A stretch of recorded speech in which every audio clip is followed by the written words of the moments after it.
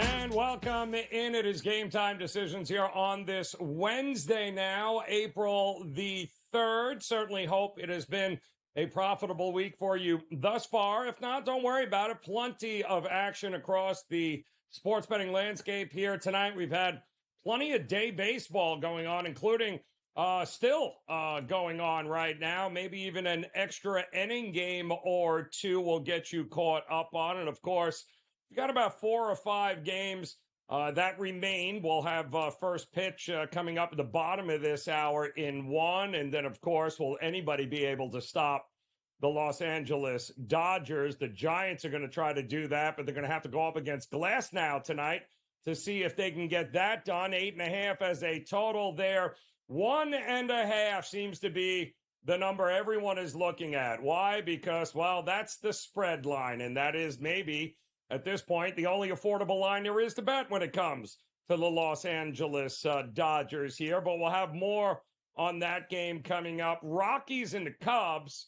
That game also will take center stage here in about, I would say 7:40, 7:45. That's when the first pitch is slated there.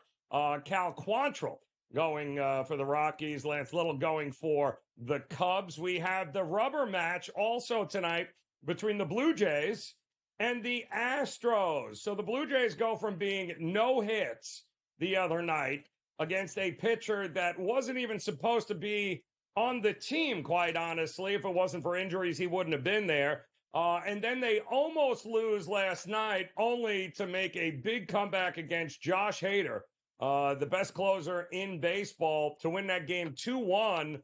And now, well, now we've got Chris Bassett on the mound going up against Christian Javier here tonight. That'll be your 8 o'clock hour game on the East Coast. And then you mix in, of course, a little Nationals Pirates. Will the Pirates ever lose a game? Yeah, probably, yeah. In about, I don't know, 6:40, about 40 minutes, they'll begin to lose one. As we welcome in our radio audience here on this Wednesday, it is Game Time Decisions on the SportsGrid Network. I'm Joe Raineri. Appreciate you stopping by here as we're getting ready for some more Major League Baseball here. We did have a bunch of rainouts earlier today, and what a shock. Here we are, first week of April. Some places are still dealing with a whole lot of rain, cold weather, maybe even a snowstorm or two in the forecast here in the first couple of weeks of the Major League Baseball season. So that's always fun playing in that kind of weather. But you also have warm weather climates like Arizona, for instance, with the Diamondbacks taking on the Yankees right now. Yankees blanked last night here, finally lost their first game. And this was a pretty good game all throughout here today as the Diamondbacks threw Merrill Kelly out on the mound. And they got to him, but not a whole lot. This game has gone to extra innings, but it looks like the Yankees have just scored a couple here in the top of the 10th. They are up 4-2, and we'll see if they can get it closed here against the Diamondbacks to move to 6-1 on the season. Also, you've got the Red Sox and A's. Wait until you hear this one. They're in a big pitcher's battle right now. Red Sox are up 1-0 here in the 9th inning. We'll see if they can close that out. And the Orioles and Royals underway here, top of the first. We'll keep you posted on all of these games. And we also have plenty going on in the NBA here tonight. And looking forward to some games that, well, they got a little juice here coming tonight. Like the Lakers, for instance, opening up against the Wizards. There was some early this morning. I was on the early line with Donnie Rightside, and Kyle Kuzma was listed as out. Well, he's not out anymore. Kyle Kuzma is in for the Wizards. Still no word on LeBron or AD on the second of a back-to-back. But I can tell you that total has been creeping up, and that's where we're at right now, 235.5, 236s. That is slowly but surely rising here as the Lakers are looking to continue to roll. They've been red hot and they are laying, well, that's a big number there, 12.5, even 13s now are popping up here. That game coming up in the 7 o'clock hour. Absolutely nobody asked for the Hornets and Trailblazers, so we won't even talk about that game. Not even they want to play that game, but some people will be forced to watch that in that local market. However, the Hawks still trying to hold on to a slim hope of holding on to that 10 seed. They're taking on the Pistons at home here tonight. Could you imagine what's scarier, laying 770 to think the Hawks are going to win this game against the Pistons, or laying, or laying it with the Dodgers at $3-4, because that's kind of what we're at right now, even in these games here with some of these teams. It's amazing. We're talking about the end of the regular season in the NBA, and some of the numbers that they are posting on some of these teams is just, it's outrageous because they're still NBA players. And yet here we are in the first or second week of Major League Baseball, and we had a game today lined at nearly $4, and that was the Braves game before it was postponed. But it's kind of bonkers what's happening with the markets in these sports right now. One just starting and one coming to a close here. But it's a big game for the Hawks. Keep an eye on whether Cade Cunningham is going to play in that one for the Pistons. And the Brooklyn Nets, what do they have to play for? Well, tea time and maybe a cruise, because that's where they'll be in a couple of weeks once the season ends. But in the meantime, the Barclays Center will be host to the Pacers tonight. Pacers laying 7.5, I believe. For the most part, the Pacers are pretty healthy there. There was some concern on whether or not McConnell was going to go there. I believe he is. We're going to keep an eye on that because, as you may have noticed last night, the entire afternoon, morning, right here on the network and pretty much any other place that you would have tuned into, the report was Embiid was not playing for the Sixers last night, and neither was Maxey. Well, as it turns out, Maxey didn't, but Embiid decided to give it a go late yesterday, and the rest is history, as they say. Miles Turner, by the way, is still questionable for the Indiana Pacers. And this time of year, these final 7-8 games, you got to be very careful about who's playing and who's not playing, because we learned late yesterday, Kawhi Leonard wasn't going to be available to the Clippers last night, and they could have used him because the Clippers ended up losing that game. But Pacers need to win to stay in front of the Miami Heat for that coveted 6th seed, which means there's no play-in game. So the Pacers got a little something to play for. The Thunder and Celtics will have an update on that game. What unbelievable line movement there. How in the world can the Bucks actually show face in their arena after losing to the Washington Wizards last night? We have no idea, but their injuries are mounting also, taking on the Memphis Grizz and, of course, the Magic Pelicans, Timberwolves Raptors, and the Cavs Suns. All coming your way here. We'll get you caught up on it all as Game Time Decisions continues here on the Grid.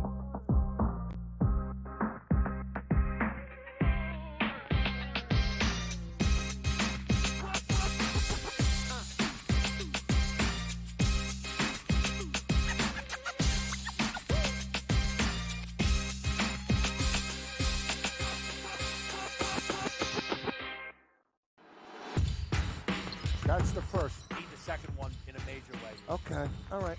Need the second one here for you. 74-61. The sweat, it's all live bets. There's nothing from... Oh, we missed it! it! Give me 3! Hit it! Come on! Hit it! Stop! Hit it! Yeah! Oh, We got God. it! Foul him! Foul him! Only on SportsGrid.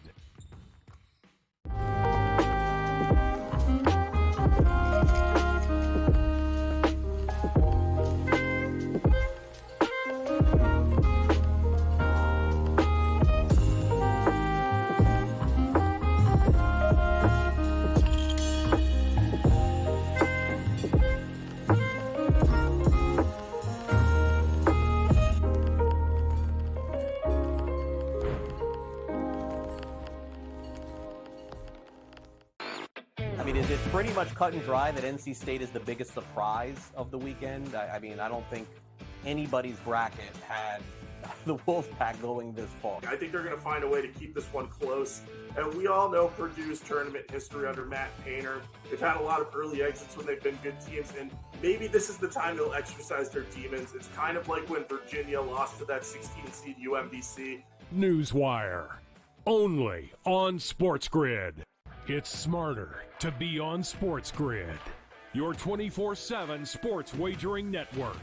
The early line. Magical and historic season in Lincoln, Nebraska continues. He is the best player in the NBA, but also in the biggest moments where the national media is watching. Newswire. Something that we have never seen happen before with one of the iconic coaches in the game. Pharrell coast to coast. The team covers. It's automatic.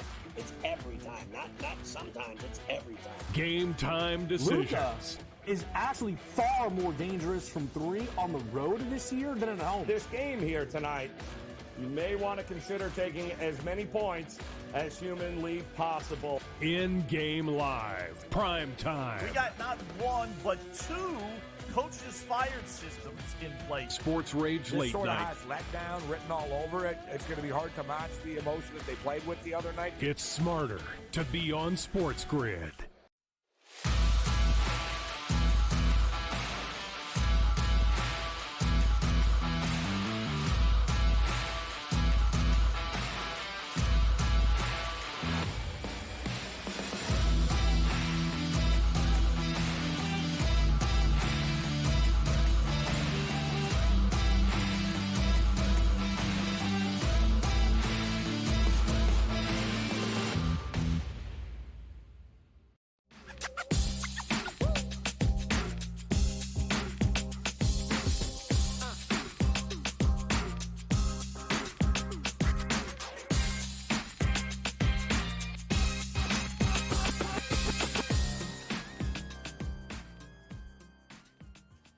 All right, welcome back in here. Game time decisions on this Wednesday in the SportsGrid Network. Joe Raineri. I am joined by my good friend George Kurtz here as he is yelling and screaming at the television set here. And that means one thing.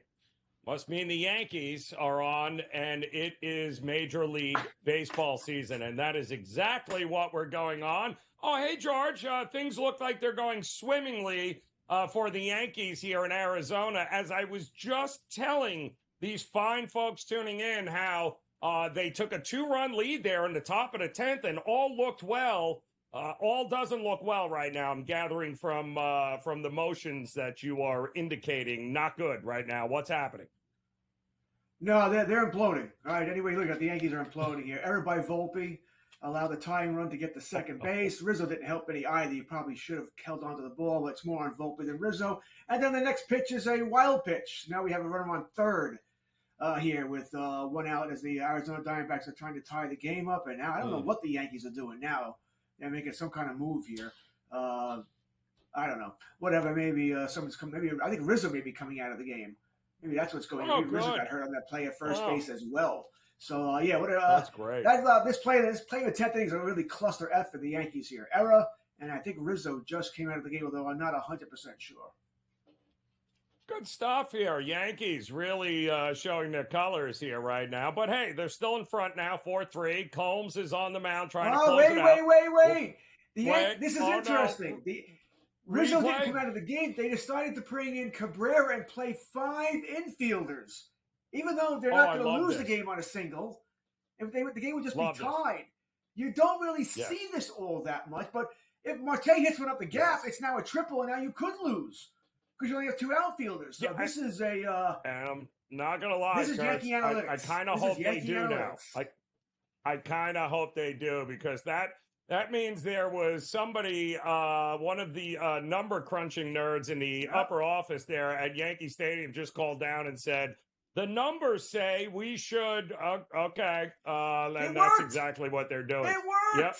Yep. They hit a ground ball. No. See, gotta love those number guys. They really know what they're doing. It was right at the third baseman.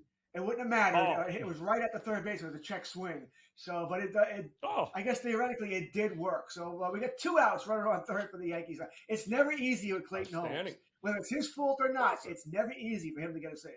Listen, the number guys are always right. It's why they pick up the phone. Kudos to them, but they'll end up giving up a walk-off 2-run home run now anyway. Royals up 1-0 over the Orioles. We did have, of course, a couple of games that already played out here today. Rangers win.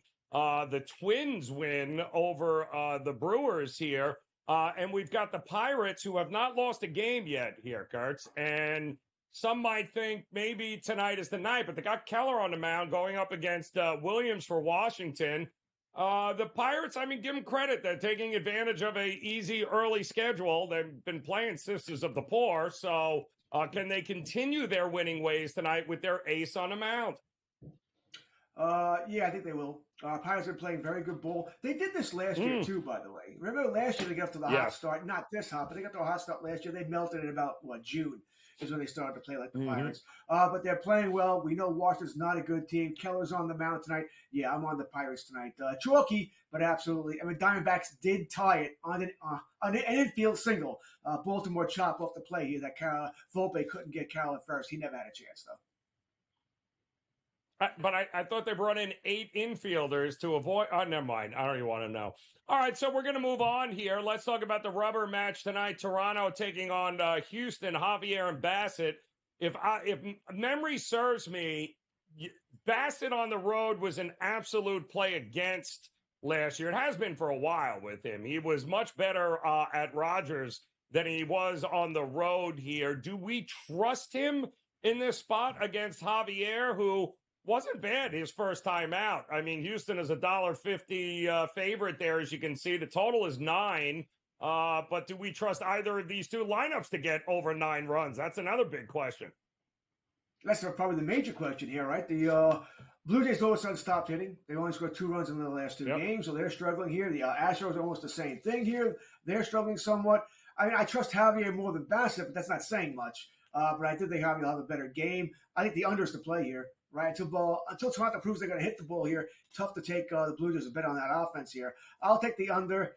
I kind of wonder if tonight's the night Alvarez hits that home run. Something waiting for Ohtani to hit a home run, waiting for Alvarez also to hit the home run. Yep. I kind of wonder if tonight's the night for him. But I'm on the under, small play on Houston as well, and I'm still debating on an anytime home run for Alvarez.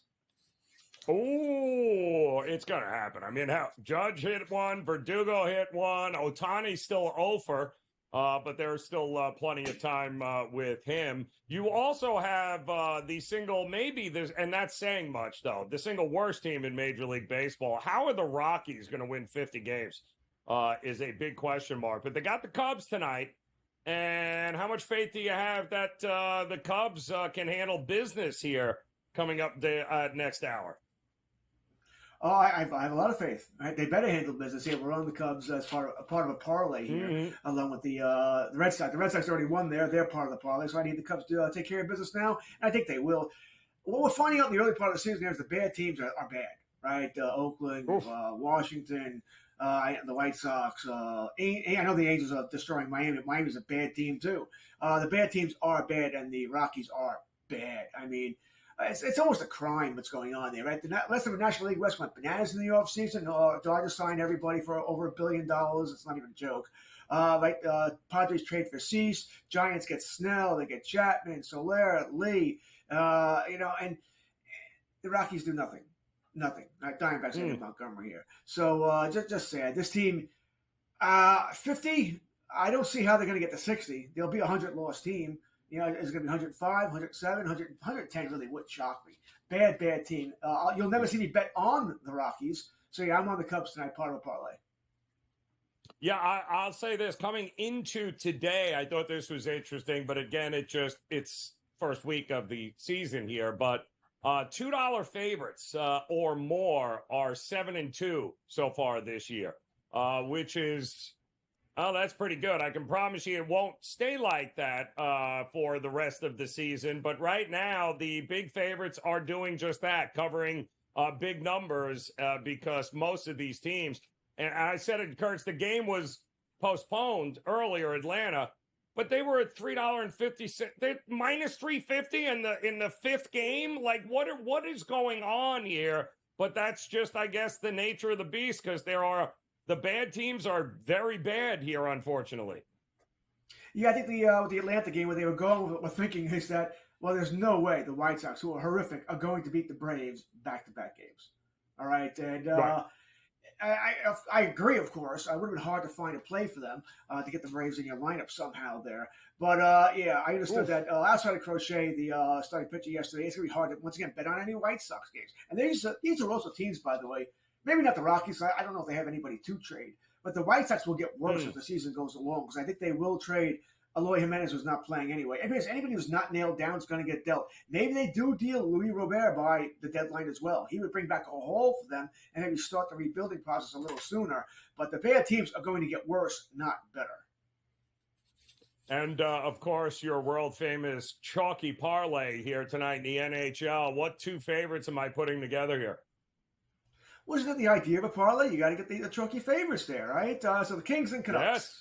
All right, that's what we're going with. The Kings and Canucks here. I don't absolutely love this, mind you, but I don't like the slate tonight in MLB or NHL. There's not a lot there that's the easy play here to go for here. But that's the best I could find. Canucks will rebound, beat Arizona. The Kings should take care of business here. They have to keep winning. Both teams really need to keep winning to keep their current slots. Yeah, I think the Stars-Oilers game is going to be interesting. And, of course, we just can't finish the Lightning. They just won't go away, Kurtz. They won't go away, taking on the Maple Leafs here tonight. And it'll be fun to watch the Devils lose to the Rangers. George Kurtz, enjoy the night, my man. Appreciate it. Game Time Decisions continues here on the Grid.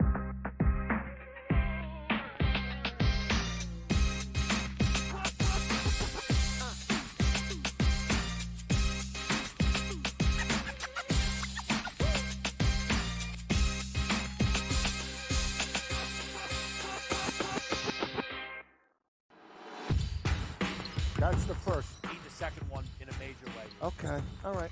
Need the second one here for you. 74-61. The Sweat. It's all live bets. There's nothing from. Oh, we missed it. Get my three. Hit it. Come on. Hit it. Stop. Hit it. Yes! Oh, We my got God. it. Foul him. Foul him. Only on SportsGrid.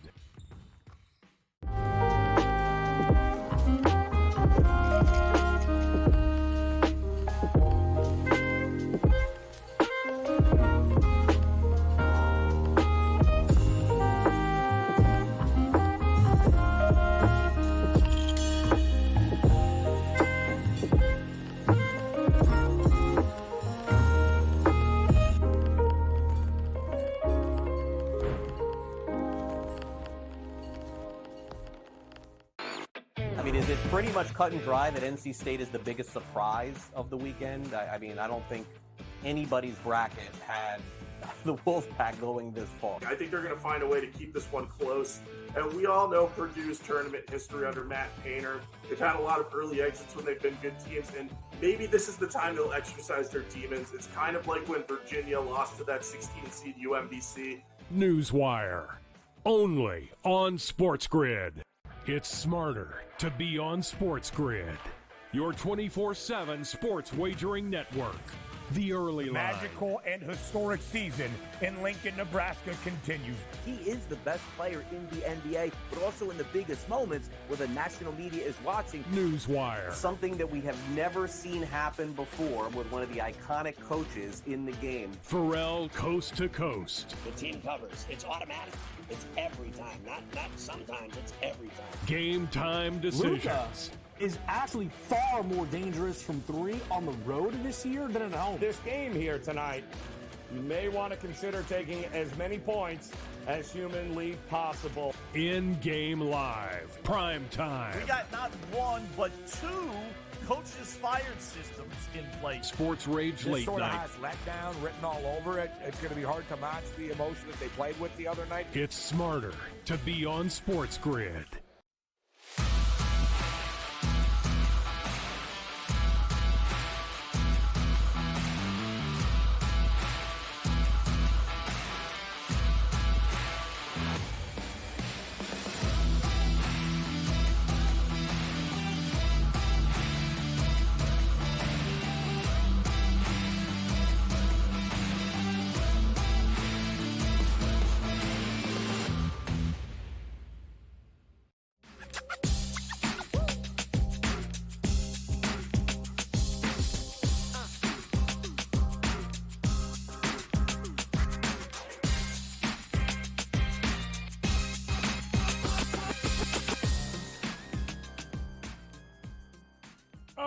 the craziness rolls on as Game Time Decisions does as well here on this Wednesday now, April the 3rd. So we've got a whole lot going on. Major League Baseball, obviously, off and running.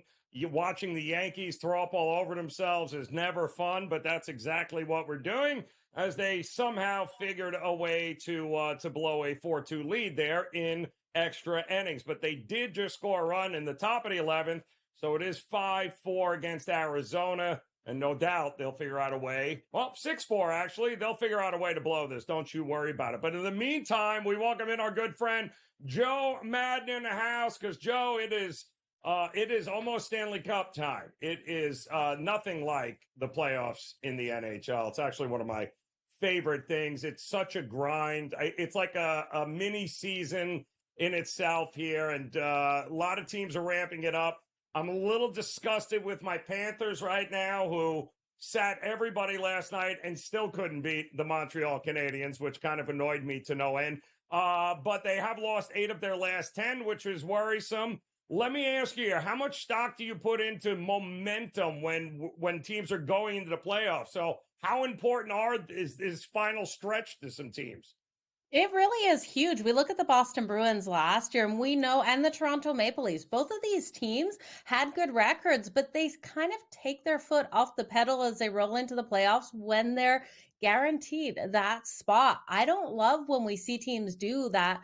And we saw the Florida Panthers last year roll in so hot. They continued that momentum. So I think the momentum is huge for some of these teams. We know what happened to Boston in the first round, Toronto in the second round of last season. So I do think Florida needs to bring it up a gear, especially moving into the next couple of games here. And yes, they took the loss to Montreal. Does it really affect them that bad? Not that much, but I do think there's only 2.5 weeks left in the season. They need to start bringing it, Joe. I got to tell you, it's this team. I was just telling George Kurtz, this Tampa Bay Lightning team is going to be the death of me. They just when you think you could turn the page on the Lightning, I mean, it's unbelievable. Vasilevsky comes back. He's still not great, right? He feels like he's a half a second slow, if you know what I mean here. But it doesn't matter because they're still getting it done. A huge one against Toronto here tonight. What are we looking at? Okay, so huge one, and you're right. The Lightning have been finding a way. They've gone 8-1-1 in their last 10 games, and even though they're off a loss here, I think they have the ability to pull off the win versus the Toronto Maple Leafs. Now, I was hoping it was going to be Samsonov in goal because he has struggled versus the Tampa Bay Lightning. We do have Joseph Woll, which really does change where I'm looking at for this total because we look at Joseph Woll, how strong he's been. He's only played 3 games against the Tampa Bay Lightning, but has recorded a win in all 3. He's had 1 shutout and he's got a 1.54 goals against average versus them. So I am leaning now more to this game to stay to the under with him in. Andre Vasilevsky coming out here for the Lightning. But I do think the Lightning, with the momentum they've been rolling on, even though Toronto's been phenomenally strong as well, winning their last 3, this team with the Lightning here have 89 points, first wild card spot in the Eastern Conference, 7 points only above the Washington Capitals and the Red Wings. So they can't afford to lose any of these games. Now, I don't see them falling out of this first wild card spot, but Joe, we know anything can happen in these final games here. So give me the Lightning to get the win. And I'm going to look at Nikita Kucherov. He's been so phenomenally strong. We know Nikita Kucherov, Nathan McKinnon, and Connor McDavid are battling it out for the most points out there on the season. Now, Nikita Kucherov for 2+ points tonight is plus 118, and I definitely think he can get it. If you want to circle Austin Matthews, we know how strong he has been at home, but I think this is a night for the Lightning and Kucherov in a game that they need to get the win here, Joe. Yeah, still no Mitch Marner. Boy, oh boy, they're looking forward to getting him back here. But 8-1-1 they are since the trade deadline. This Tampa Bay Lightning, they're like a bad rash, Joe. We just can't get rid of them here. And over in the West, let's face it here, I think this is a pretty big game, Dallas and Edmonton tonight too. I think this is kind of the other must-watch game of the night. What are you looking at in this one? Yeah, this is the biggest game in my opinion here because you have the Dallas Stars, Joe, and if they get the win tonight, they'll be the first team for the Dallas Stars to be able to record 8 straight wins in a row. So huge for them here. They're also sitting first in the Central, and this team also first in the Western Conference. They're 1 point behind the New York Rangers for the President's Trophy. So this game is so meaningful, especially over the Edmonton Oilers, who are sitting second in the Pacific. Now, Edmonton's going to bring it as well. They're not looking to take a night off as they are looking to chase the Vancouver Canucks for that first overall position in the Pacific. They're going to have to finish these last 2 weeks off completely on point to be able to do so. I'm not sure, though, they can get the win over the Dallas Stars tonight. We've got Pickard coming in for Edmonton. He's 2-2-1 in his last 5 games with the goals against average of 3.02 versus the Stars. I just can't see the Edmonton Oilers being able to pull it off. Not with how hot Dallas has been running. Like I said, winning their last 7. They want this 8th win so bad. And Jake Ottinger has been absolutely phenomenal. He's been able to record the win in his last 5 starts out there. We know he was shaky for a couple points during the season, but he's starting to look like playoff style Jake Ottinger out there on the ice. So I do like him to be able to get the win. I do think this game stays under the 6.5. Now, this opens up really quick with those quick goals. We're going to have to sweat this one to stay under. My only issue here is if this one does get pushed to overtime, the overtime coming in at plus 370. But I do think this will come down to goaltending, and I trust in the Dallas Stars and their goaltending so much more. Both of these games on the season for these two, they matched up already twice, have seen 4-3 results with one of those in OT. So it's a little scary to the under 6.5, Joe, but we need these teams to start playing playoff style hockey, which is locking down on the defensive side. Yeah, and that's both of those teams ramping up here. What do we do with the Rangers and the Devils tonight? It would be great if the Devils could win a game, but do we trust them? I can't trust the New Jersey Devils, especially on the second night of a back-to-back. Joe, it's just a hard situation to really circle this team here. I do think we look at Panarin to come out so strong for the New York Rangers. Panarin coming in at his 2+ points. That's coming in at plus 116. We know how strong he's been out there for the New York Rangers. I think he's in the running for the Hart Trophy as well. He's such a difference maker on his team. Now, we have seen the Rangers so far sweep this series. This is the last game of the series. It's so hard for a team to get that sweep on the season. So they've won the first 3. The Devils with Kakkonen in here. Now, Kakkonen's played 1 game versus the Rangers in his career. He only allowed 2 goals on 25 shots on goal. Now, he was the goaltender for the San Jose Sharks that got moved over here with all the trade deadline issues, and we've seen him stand on his head in some of these games. He will be a difference maker here. If the Devils are able to pull off this win, I'm just going to look at that first period to go over 1.5. I went back and forth on this, but I do think we could see the Rangers get both of those goals or the Devils come out and get a quick one on Igor. We know sometimes Igor will allow that quick goal to come in and then really tighten up on the defensive side of the puck. So give me the over 1.5 in the first period and then Panarin here for the 2+ points, Joe. I kind of love it here, JoJo. And what are you thinking also about Vancouver here tonight? How are you going to approach them? Expecting some goals?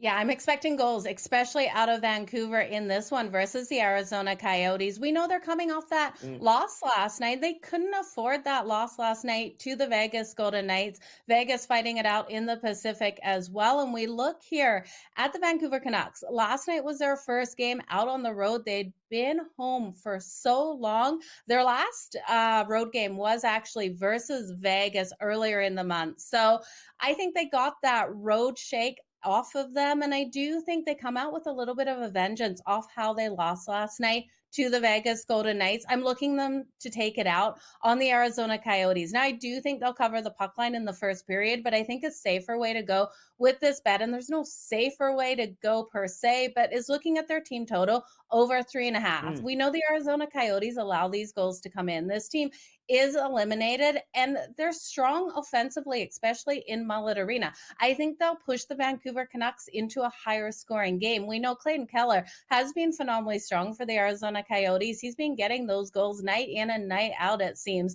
And I do think Vancouver, with all of the talent they have on this team, really needs to open up offensively against a weaker opponent like the Arizona Coyotes and be able to find the back of the net. We know at one point this team was riding such highs on the offensive side of things, and without Demko in goal and without Casey DeSmith tonight, I do believe the Arizona Coyotes will score. So the Vancouver Canucks better answer back. They've got to go over that 3.5. So their team total over 3.5 at plus 100, Joe. Yeah, no, good price there too as well. Switching to the diamond, you trusting your Toronto Blue Jays to get it done against Houston here tonight in a rubber match? How can we trust the Toronto Blue Jays? This offense is an absolute mess out there, Joe. It's like, it looks like last year's offense, which is so sad to say. So looking at Chris Bassett, though, he was strong versus the Astros last season, and I am looking for him to come out strong again. And Javier was so strong in that first game versus the Yankees. So I'm going to look at the first 5 to that under. We know Toronto won in a low-scoring game, 2-1 yesterday. I expect this one to stay under in that first 5 innings. That's coming in at under 4.5 at plus 106. I know Toronto has some big bats, and so does Houston. But in this one, give me the under. As long as they don't get no hit, we're all right. Joe Madden, we appreciate it as always. Game Time Decision will be back next.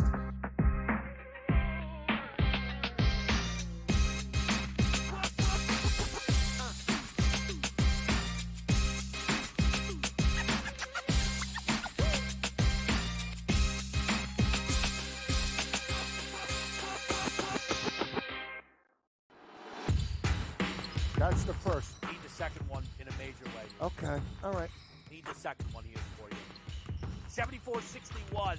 The sweat, it's all live bets. There's nothing from... Oh, we missed it! Get my 3! Hit it! Come on! Hit it! Stop! Hit it! Yeah! Oh, We my got God! it! Foul him! Foul him! Only on SportsGrid.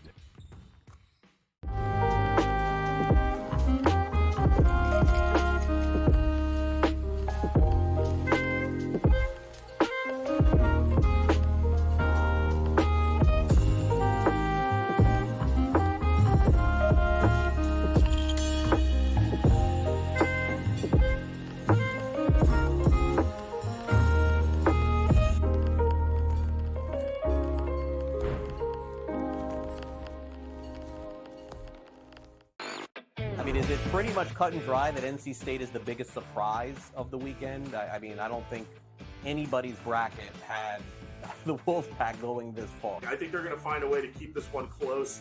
And we all know Purdue's tournament history under Matt Painter. They've had a lot of early exits when they've been good teams, and maybe this is the time they'll exercise their demons. It's kind of like when Virginia lost to that 16-seed UMBC. Newswire. Only on SportsGrid. It's smarter to be on SportsGrid. Your 24/7 sports wagering network. The early line. Magical and historic season in Lincoln, Nebraska continues. He is the best player in the NBA, but also in the biggest moments where the national media is watching. Newswire. Something that we have never seen happen before with one of the iconic coaches in the game. Pharrell coast to coast. The team covers. It's automatic. It's every time. Not sometimes. It's every time. Game Time Decisions. Luka is actually far more dangerous from 3 on the road this year than at home. This game here tonight, you may want to consider taking as many points as humanly possible. In-game live. Prime time. We got not 1, but 2 coaches fired systems in place. Sports Rage This Late sort of Night. has letdown written all over it. It's going to be hard to match the emotion that they played with the other night. It's smarter to be on SportsGrid.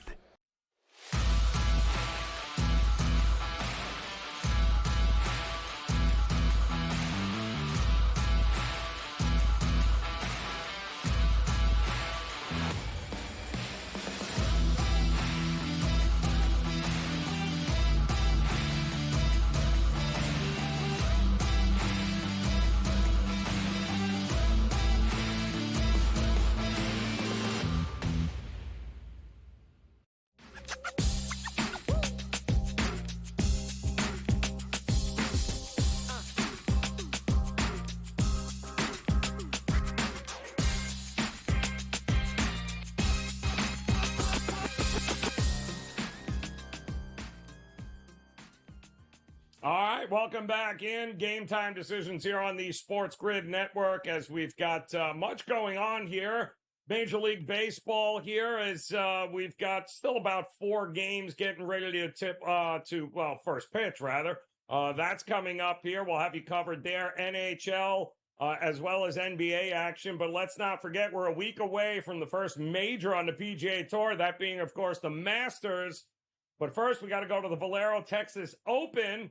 And our good friend Brady Cannon is here. He's going to point us in the right direction here. And Brady, we're getting close, man. It's going to be good to have Augusta back, talking some Masters next week, which is always fun. But we got a lot still to happen here this week. Not just the Valero Open. You and I were talking about the LIV tournament down in my neck of the woods at the old Doral Blue Monster. Happening here with some pretty big names, but whether it's LIV or PGA, we're starting to see the chalk of all chalk here. Like Scotty Scheffler last week was 4-1. Rahm on the LIV Tour is 5-1, 6-1. Like, what is going on here with these unbelievably chalky numbers at the top of leaderboards? And what feels like it doesn't matter what tour we're on. Well, I tell you, Scotty, I saw something earlier today at plus 450 to win the Masters. That's the shortest price since like 2013 or something on Tiger. Tiger was like plus 350 for about 6 years in a row or more there. And Scotty's the shortest player since him. On the LIV Tour, I can kind of understand it because obviously you've only got 54 players. But I mean, they've got like 3 or 4 or 5 guys that are all single digits. DeChambeau, right. Neiman, Rahm. Yep. I did, I don't dabble too much in the LIV circuit, but, with the major on deck here, I think the handicap's very interesting for both the PGA Tour and the LIV because you've got a number of players in both fields that have the Masters on deck. So we kind of have to play amateur psychologist here this week. And how do these guys treat it? Is it a tune-up? The guys that aren't in the field yet on the PGA Tour, they're trying to get a win, trying to get into the top 50 in the world. Do they succumb to that pressure? Do they flourish in that environment? Yep. There's so many different scenarios on the week before a major, in the tournament a week before a major, and you can't quantify that stuff. You're just taking guesses on how these guys are going to react to Rory McIlroy. He's single digits this week. He's about 9-1 to win the Valero. And I went against him in a head-to-head matchup, Joe. I mean, does Rory care about winning the Valero or does he care about the career Grand Slam next week?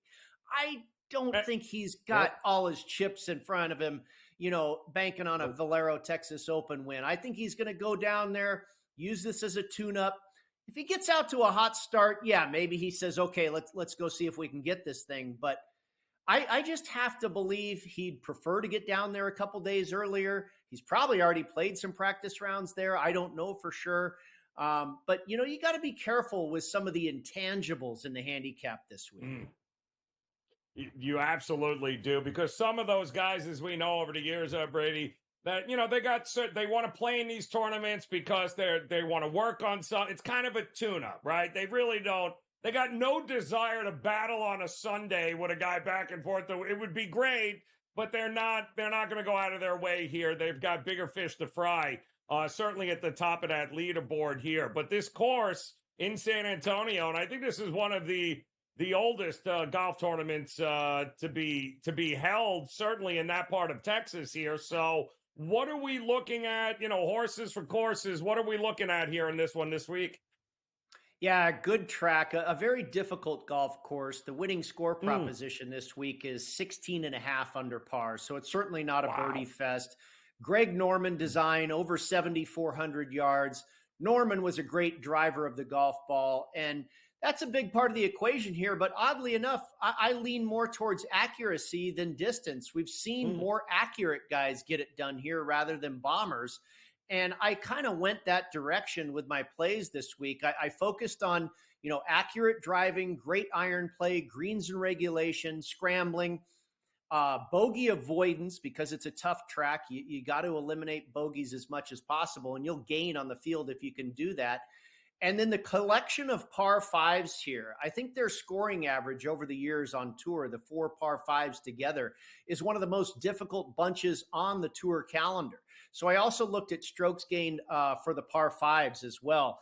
Ludwig Aberg was the first player I landed on at 13-1. Now he's already in the Masters. He's got a Ryder Cup win this past fall. So I think, stepping up to the plate at Augusta National for the first time ever, it may be tempered a little bit by the fact that he's been through that whirlwind that is a Ryder Cup. If you're going to your first ever big stage like that, you can be a deer in the headlights. Now, Aberg's, he's been around the block a couple times. Yeah, he's very young, but he's played this course a number of times from his days at Texas Tech, and actually was a special invite to the Valero Texas Open in 2022. So he knows his way around this course. I think because his ties to the university, the tournament, the golf course itself, he'll be focused this week on winning. I don't know if this is going to be complete tune-up mode for Ludwig Aberg. So I took him at 13-1, Hideki Matsuyama at 23-1. An interesting note here, Joe. The last 4 winners of the Valero Texas Open, that week they have ranked in the top 5 in the field for strokes gained tee to green. Coming into this week, Hideki Matsuyama, the last 12 rounds, is number 1 in this field for strokes gained tee to green. Also, in 2021, he finished 30th here at the Valero, went on the next week to win the Masters. Last year at the Valero, he finished 15th. So that tells me he's not in tune-up mode either. He's fine with Augusta. He knows he's going to be there for the rest of his life, and he seems to have the mindset that he's out here to win. And he's got the stats and the course form, or the course history and the current form to back it up. In his last 3 starts, he's finished 1st, 12th, and 6th. And then you and I were talking backstage. I also went with Corey Connors. I don't often land on the defending champion, but I grabbed him at 30-1 because he just makes so much sense for this golf course. He's won here twice, and he's also had a number of top 10 finishes at the Masters. So that tells me he, too, is not here to just do a walkthrough. He's trying to win the darn thing for a 3rd time. So I grabbed him at 30-1. Fantastic ball striker. Over the last 36 rounds, number 1 in greens and regulation and number 2 in strokes gained approach. And then Alex Noren. Now, those 3 guys are all in the field at Augusta. The rest of these guys aren't in the field yet, and they're going to need a win or a big-time finish. Alex Noren, currently 66th in the world. You got to get to 50th or win the Valero Texas Open to get into Augusta next week. Noren's been red hot as of late. 3 straight top 20 finishes. He finished 15th here in San Antonio on debut last year, and he's doing everything well. We know he's got a great short game, but the ball striking has been there as well. Number 1 in this field over the last 36 rounds in bogey avoidance. And then Billy Horschel, kind of the same thing here, 42-1. You remember, Joe, I was on both of these guys last week. They both cashed top 20 finishes for us. And all these outrights, by the way, I'm also playing them for a top 20 finish. Horschel has 2 third-place finishes, a 4th and an 11th here at the Valero.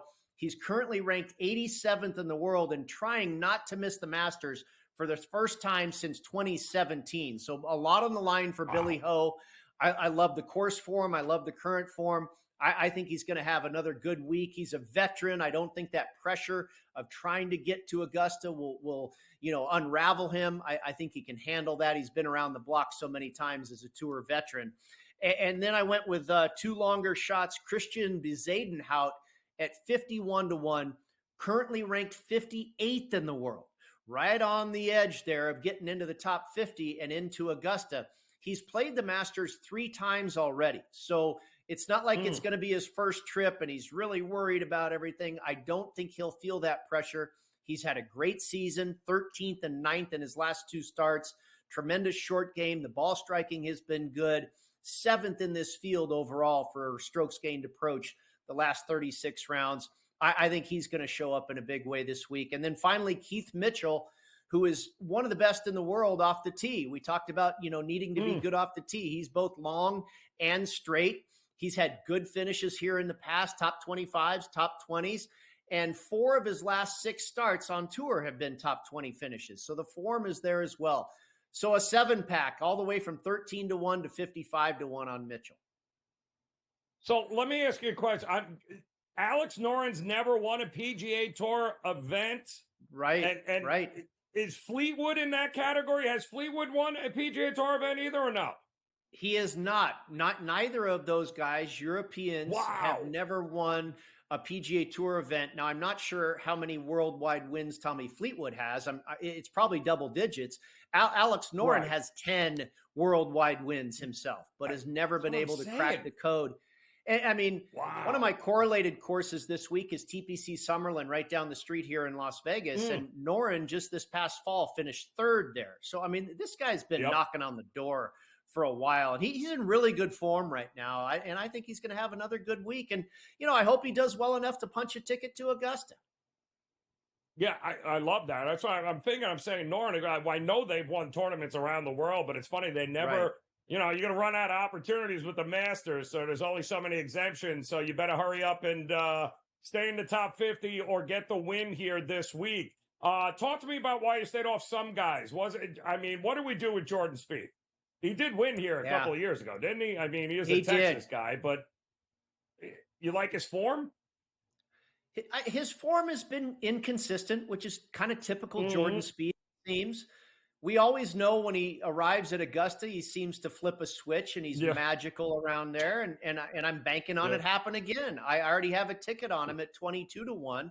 I think anything above 20 is a good price on Jordan Spieth to win the Masters. I mean, all he does there is finish top 5 or win the darn thing. He's had some good events this year. He's had some not so good events. I think he'll probably play pretty well this week, Joe. And I think he's going to kind of be in semi-tune-up mode because he probably needs to work out some kinks before he gets to Georgia next week. But you mentioned Texas, his home state. I think that probably means something to him and to show a performance for his fans and the locals there, that support him so well in his home state. So I don't expect him to win. I don't know if he's going to finish top 10. I wouldn't be surprised by a solid, top 20, top 25 performance, have himself a good week, and work on some things and then roll into next week. But, we talk about that psychological handicap. I think he's kind of in between, working on some things, but probably also not completely void of trying to win this thing either. Yeah, I agree. I definitely think motivation and, of course, the week before these majors, guys are going, I got to hurry up. And, Horschel, you mentioned, love Billy Horschel with his back against the wall. He is an absolute money golfer. He has been for a long, long time. So, yeah, these guys that need to win because they want to be a part of the biggest event on tour, which is the Masters next week. I'm avoiding guys like Spieth and Rory McIlroy. I want nothing to do with them at all, Brady. I mentioned I went against Rory McIlroy in a matchup. I got Hideki Matsuyama, who I played for an outright and a top 20, at plus 135 over Rory. I think Rory is absolutely here for a tune-up. I wouldn't be surprised if he missed the cut. We'll see. Let's cash one and get hot for next week. Let's do it, Brady. Good luck. Game Time Decision. Be back after this.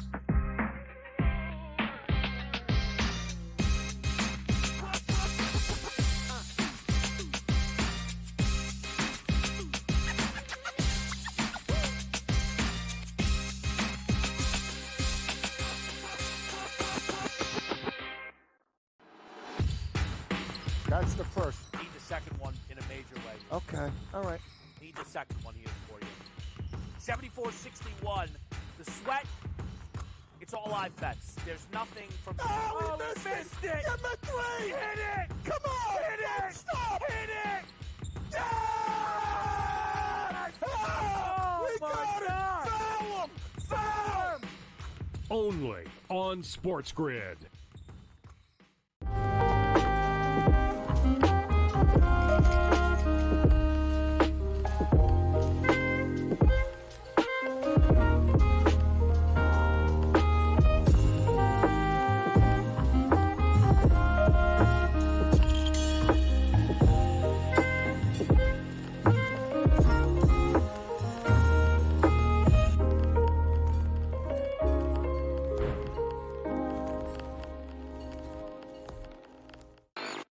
Is it pretty much cut and dry that NC State is the biggest surprise of the weekend? I don't think anybody's bracket had the Wolfpack going this far. I think they're going to find a way to keep this one close. And we all know Purdue's tournament history under Matt Painter. They've had a lot of early exits when they've been good teams, and maybe this is the time they'll exercise their demons. It's kind of like when Virginia lost to that 16-seed UMBC. Newswire, only on SportsGrid. It's smarter to be on SportsGrid, your 24/7 sports wagering network. The early line. Magical and historic season in Lincoln, Nebraska continues. He is the best player in the NBA, but also in the biggest moments where the national media is watching. Newswire. Something that we have never seen happen before with one of the iconic coaches in the game. Pharrell coast to coast. The team covers. It's automatic.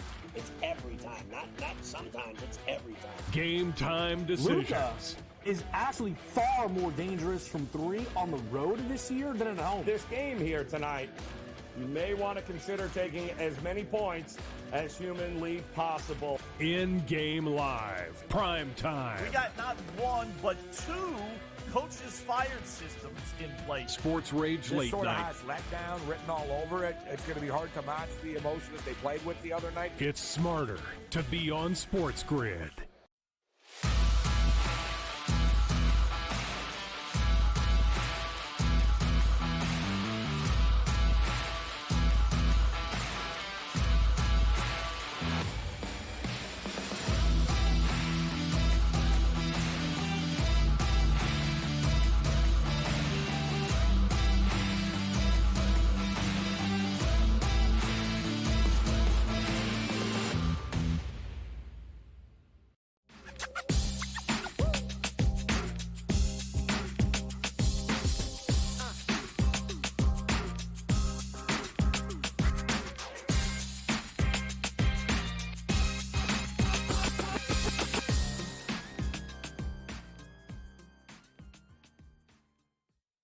All right, welcome back in as we look to close out this hour of Game Time Decisions. Now would be a good time to talk a little SGP, a little same game parlay, and nobody better than our good friend Davis Maddock. And Davis, little Major League Baseball here tonight. What are you looking at?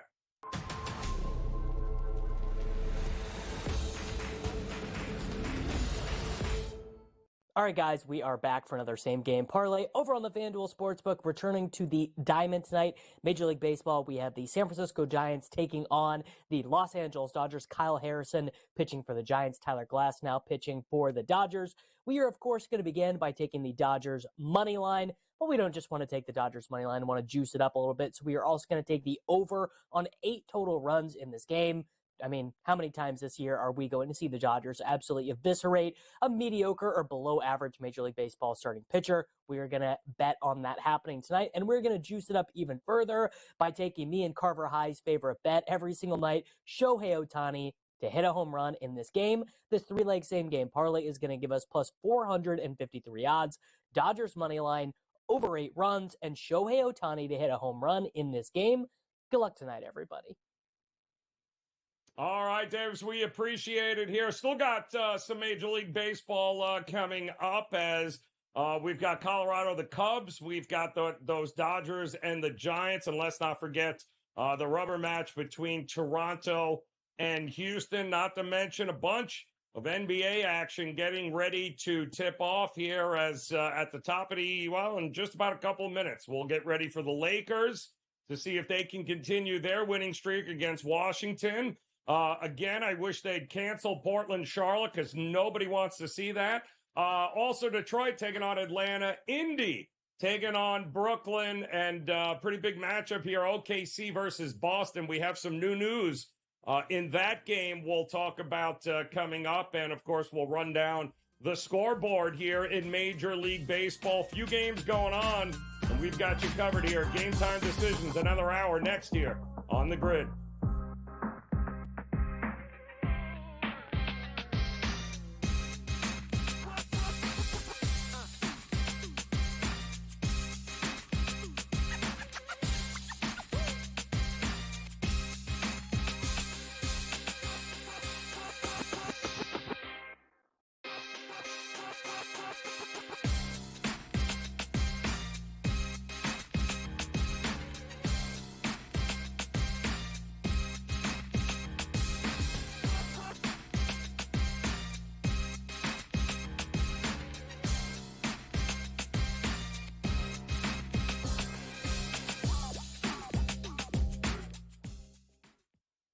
All right, and we're back here on Game Time Decisions here on the Sports Grid Network. We certainly appreciate you stopping by here as we've got plenty going on across the sports betting landscape here this hour. Major League Baseball underway. I can't believe the Yankees blew it, then they came back, then they blew it, then they won it again. So Yankees in overtime finished off Arizona, not without a sweat, though. 6-5 was the final there. We are getting ready for the first pitch coming across the board here in a couple of these 7 o'clock hour games. We'll keep you posted on that. NHL puck is going to drop shortly, not to mention the NBA. But we not forget, there's also a little unfinished business, I think, in college basketball coming up here, if I'm not mistaken. And I can't think of anybody better to talk Final Four action with than our good friend, Chris Thurston. CT Bets in the house here. Across the board here, CT. Final Four. I cannot believe we're at that point, but we're at that point here, my man. I can't remember a Final Four in which both favorites were, much less one favorite, but now both favorites just about double digits in a very chalky situation here. And quite honestly, I hope it does chalky because I want to see Purdue UConn. Is that wrong? No, Joe, you're not wrong at all. And before we dive into it, Joe, I just wanted to give you a little round of applause because I remember you telling me before this tournament started, and you said it on this show numerous times, that you thought this tournament was going to be very chalky and you did not anticipate a lot of upsets. And man, you couldn't have been more correct on that. It has been so chalky. And what we really have only seen, Oakland beat Kentucky in the first round. Yeah. NC State, what a wonderful Cinderella run they've had. And then Clemson, really, who was pretty good all year long. They had some nice signature wins. So I wouldn't even consider that, that big of a upset that they made it that far. But just wanted to tip the cap to you on that one, partner. A lot of parity, man. I mean, we saw it all year long, and there was only a handful of teams that we thought would be a cut above, and UConn was always in that conversation. So was Purdue, for that matter.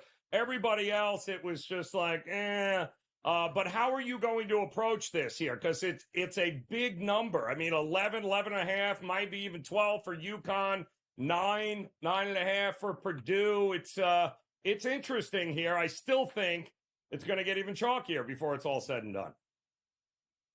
I agree with you, Joe. And I first want to say, Nate Oates, man, he did a spectacular job in the postseason with this Bama team. Joe, like I wrote them off. I'm like, there's no way they're making it out of the first weekend. So I couldn't have been more wrong on Bama in postseason this year. They have a top 5 offense. That's no secret. They play at one of the fastest paces in the nation. And they launch 1 million threes, right? And, they hit them at a pretty high clip. As much as Oates, he's worked on the defense, right? And they've been a lot better. But it's still a nightmare. And the right team can expose this D badly. And now, UConn, they could be the first team to go back-to-back since the Gators did in 06 and 07. I think they have the best coach in the nation, Joe, and we're seeing that more and more as the tournament goes on. Let's see. They lost 3 starters from last year, lost 5 of their top 8 scorers, only picked up 1 kid in the portal who's an absolute stud and came back better. I mean, they have the best starting 5 in the nation with 2 lottery picks. The freshman Castle, the big man Klingon. Then they fill it out with the veteran weapons, Newton, Spencer, and Carabin. They're allowing less than 54 points per game, thanks to Klingon. Teams cannot score. Hurley is so tough, Joe. And I love how he preaches. He's like, he preaches, we're going to guard, we're going to defend, we're going to stand tall, and we're going to take away your first option, and we're going to screw you all up. I'm well aware how many points Bama has been putting up and how capable they are to score the ball. They were 16 of 35 or 36 from deep versus Clemson. They started 1 for 11 from deep, and Clemson had a 12-point lead. And when Bama couldn't hit a shot, here's the difference, Joe, between Clemson being up 12 versus Bama when Clemson goes into a drought And when UConn goes up double digits on Bama this Saturday, when Bama goes cold, because trust me, Bama is going to go cold at some point in this game on Saturday night. UConn will step on your throat when you go cold, and they will get on top of you, and they won't let you up, and they won't let you back in the game. This team doesn't even begin to somewhat smile until they're up 20. Bama's going to have to shoot the absolute lights out and get a bad game out of UConn to have a remote shot at this one. Bad news for Bama is that Newton and Castle defend extremely well. So good luck getting those wide open threes that they're used to. Joe, the massacre tour continues for Hurley. UConn by 15 plus here.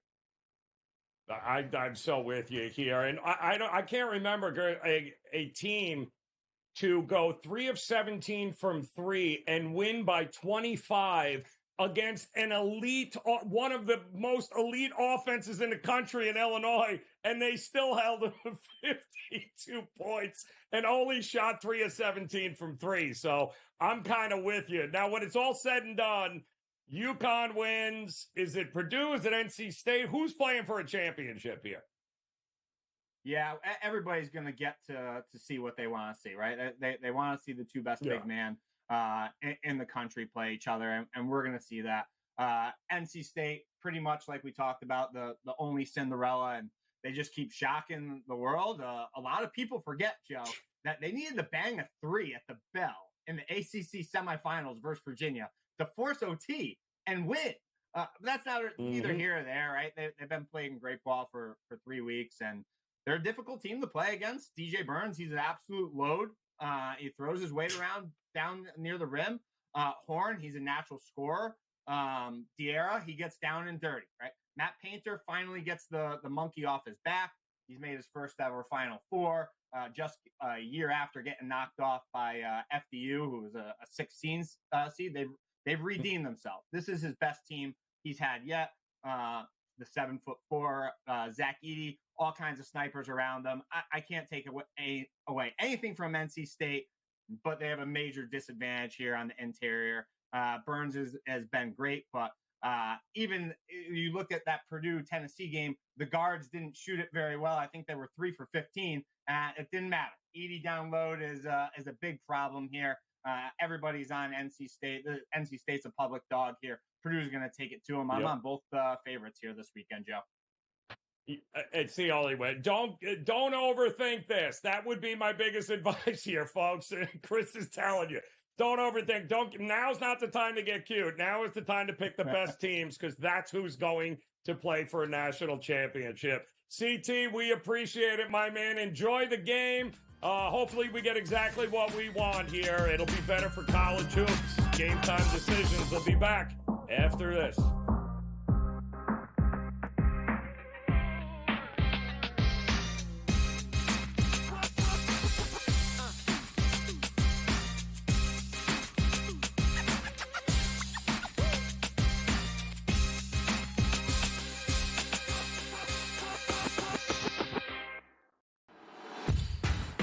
That's the first. Need the second one in a major way. Okay. All right. Need the second one here for you. 74-61. The sweat, it's all live bets. There's nothing from... Oh, we missed it! Get the 3! Hit it! Come on! Hit it! Stop! Hit it! Yeah! Oh, we my got God! it! Foul him! Foul him! Only on SportsGrid.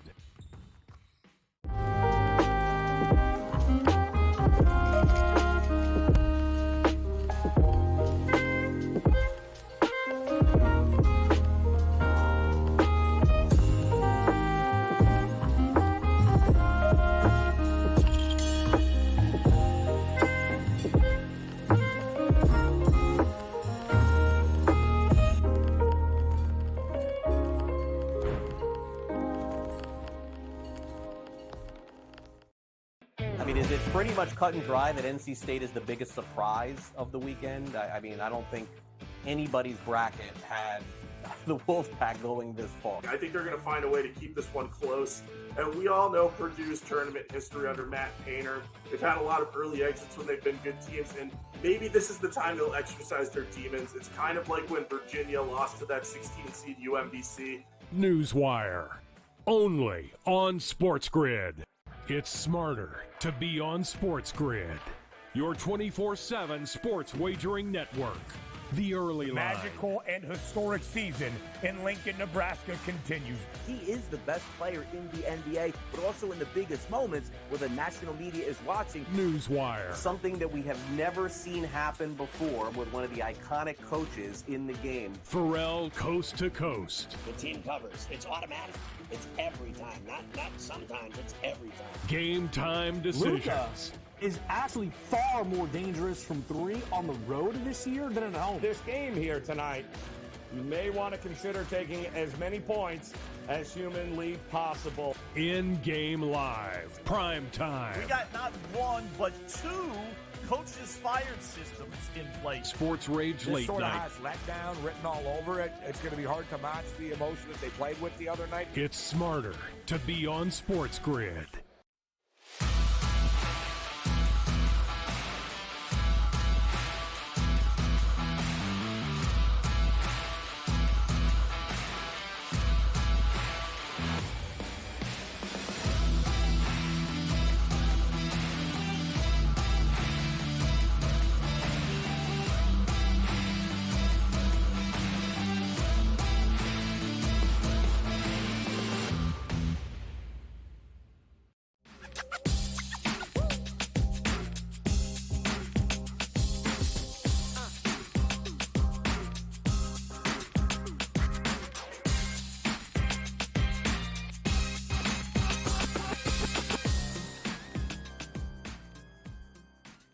All right, welcome back in here. Game Time Decisions on the Sports Grid Network. I'm Joe Raineri. We certainly appreciate you hanging with us here on this Wednesday now, April the 3rd. And we were just trying to go over it there. Our good friend Chris Thurston, CT Bets, dropping a FanDuel bet there about an exact outcome here with the Final Four. I didn't anticipate that we would have any sort of plus money involved here when it came to UConn winning the national championship here. And there you got it. UConn to beat Purdue at FanDuel plus 100. So that's an even money bet involved with a team that is, mind you, laying 12 points in this game. And if it ends up them and Purdue, they're still going to be a 5.5 point favorite. So the odds of getting anything at plus money or even money, I didn't think existed, but kudos to FanDuel for having that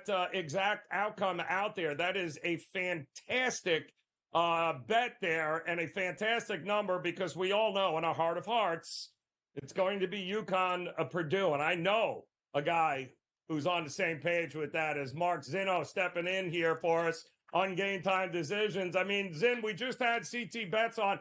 Did you even think there would be anything at even money or plus money involving a UConn national championship? It's kind of mind-blowing right now.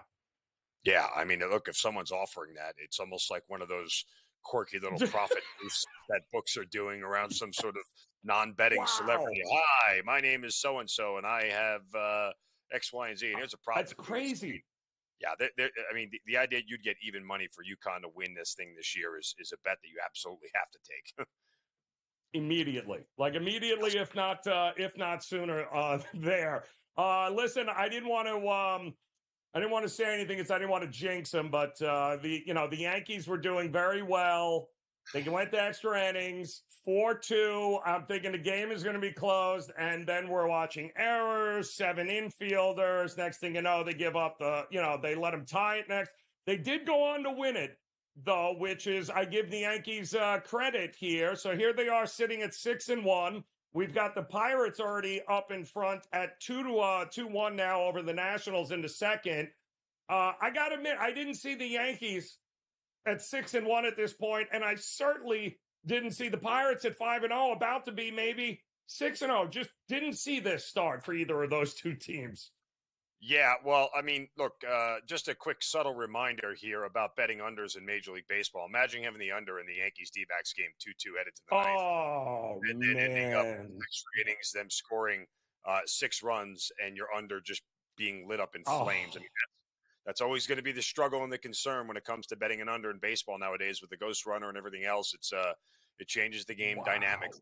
So just a reminder to that as we head into baseball season. Remember that when you bet an under. Now, that said, look, the Yankees, I still think some of it's a little bit of smoke and mirrors here. I mean, they got a decent start from Carlos Rodon today, but he had guys on. He wasn't exactly like he was pumping through a lot of these innings. He got some double play balls and things of that nature. Let's see how that begins to unfold for the rest of the year. I mean, the Yankees have done it with timely hitting. Verdugo finally showed up and put on a Yankee uniform for the first time in 7 games and hit a ball about 450 feet. I mean, he crushed that ball on the first pitch he saw in extra innings. Look, if he gets going, and you know, Anthony Rizzo remembers how to hit a baseball, and Giancarlo Stanton remembers how to hit a baseball, and Aaron Judge had hit his first home run of the year. They have bats up and down the lineup. I mean, again, I've said it religiously.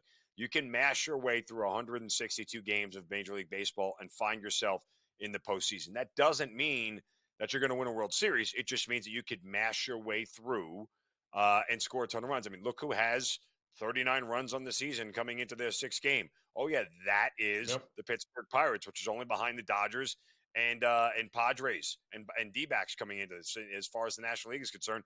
And the 39 would be the second most in the American League, who, oh, by the way, leading the American League are the Cleveland freaking Guardians with 46 runs. I mean, who would have had that at the beginning of the season? So, look, you know, some of this stuff is going to normalize, which is why, you know, I've been very tempered in betting. I've only made 2 Major League Baseball bets here in the first week, cashed them both. I have one more tonight coming, and you know, I'm trying to find certain spots. And you know, I've had this discussion with a couple of people in the industry about situations that look like already we're trying to see. And I almost got caught with it earlier about, you know, playing the Astros after they lost the first 3 in Game 4. Oh, they're not going to get. It's really hard to sweep teams in Major League Baseball.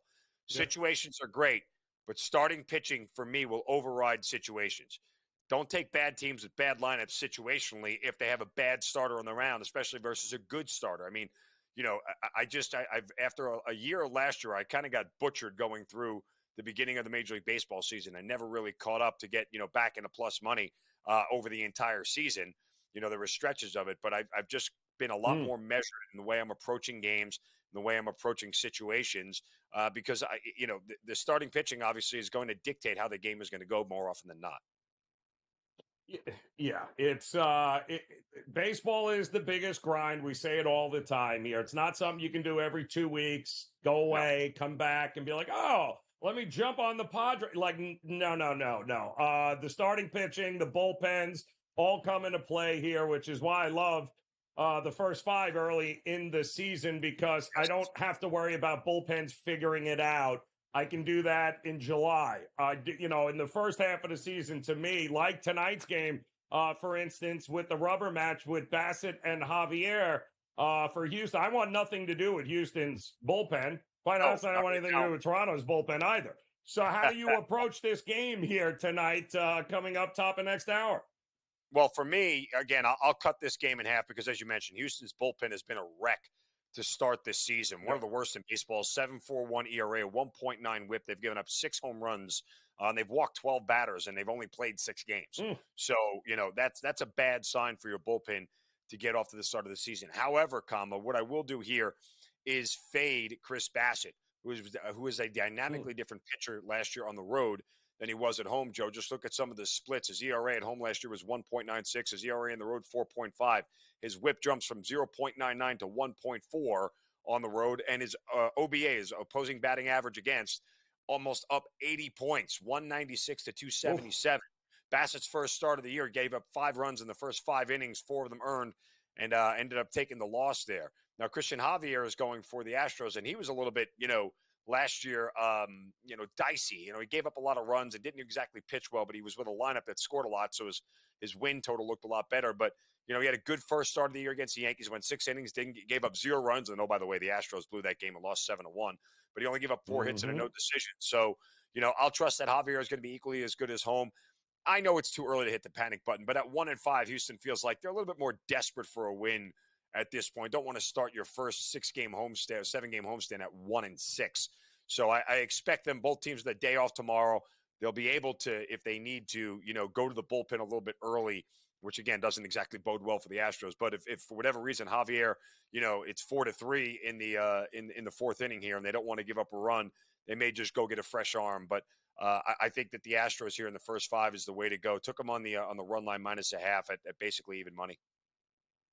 Yeah, no, I agree with you here. I think they at home they're going to look to get off their schneid. Plus, the bats just aren't what I thought they would be again with Toronto here. But we'll see if Bichette can get back in that lineup and give them a little bit of a boost here. NBA action tonight. Don't you dare tell me you're going gross here with us in the NBA. Don't tell me. I mean, of course, we're going gross. At this point, this is gross. Again. But Joe, I have to go to alternate markets. Like you just, yes. Look, there's not an objective world where I want to bet on the Atlanta Hawks, who have been a terrible cover team at home, and ask them to lay 11 points. Like it just doesn't seem like it's actually, they just don't have the offense anymore without Trae Young, and things are completely different. So I'm going to take Detroit here over 105.5 for their team total. This is a Detroit team that averages 110 points a game. This is a bottom 5 defense with the Hawks that gives up 120 points per game at home. Hopefully the Pistons have enough here to get over 105. So now I'm going to be sick, so we're going to have to take a quick break after hearing that best bet. We'll be back with more from Mark Zinno here in Game Time Decisions after this.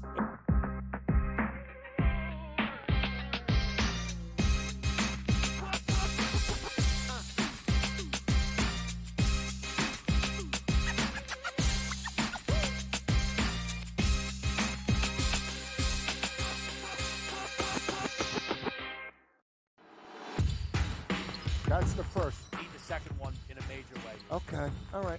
Need the second one here for you. 74-61. The Sweat.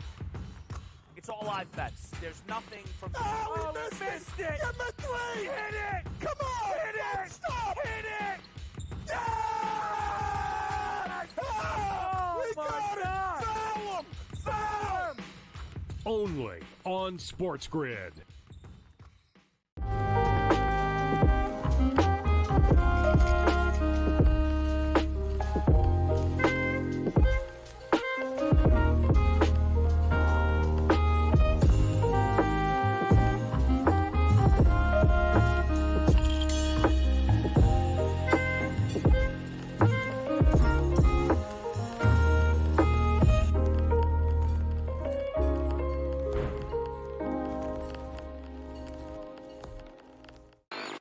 Is it pretty much cut and dry that NC State is the biggest surprise of the weekend? I don't think anybody's bracket had the Wolfpack going this far. I think they're going to find a way to keep this one close.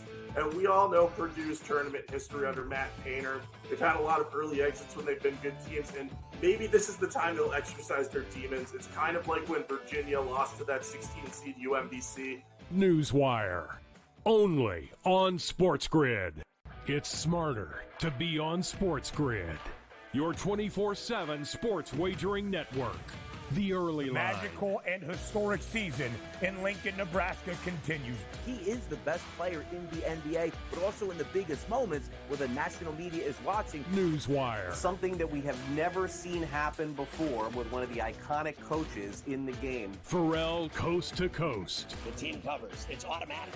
It's every time. Not sometimes. It's every time. Game Time Decisions. Luka is actually far more dangerous from 3 on the road this year than at home. This game here tonight, you may want to consider taking as many points as humanly possible. In-game live. Prime time. We got not 1, but 2 coaches fired systems in place. Sports Rage This Late sort of Night. has letdown written all over it. It's going to be hard to match the emotion that they played with the other night. It's smarter to be on SportsGrid.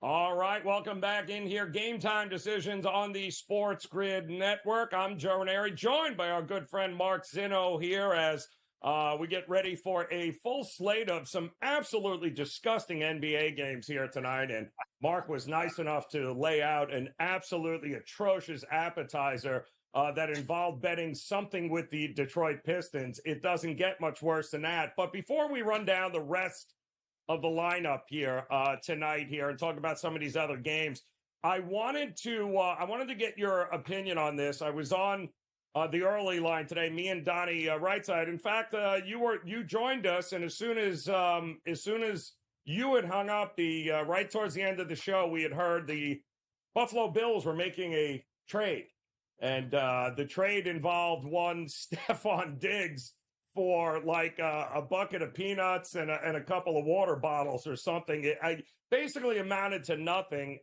A lot of people seem very shocked with this. I wasn't. I thought the writing had been on the wall for a while here with him.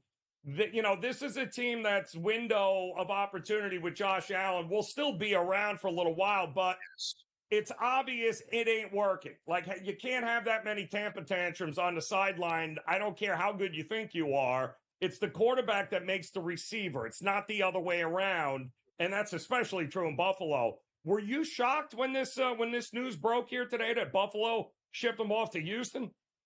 I wasn't shocked. I was surprised they didn't get a bigger and more current haul. I mean, look, I think – one, Josh Allen had to co-sign off all this. There was absolutely a conversation had with him saying, look, are you okay with us doing this? He's playing dumb.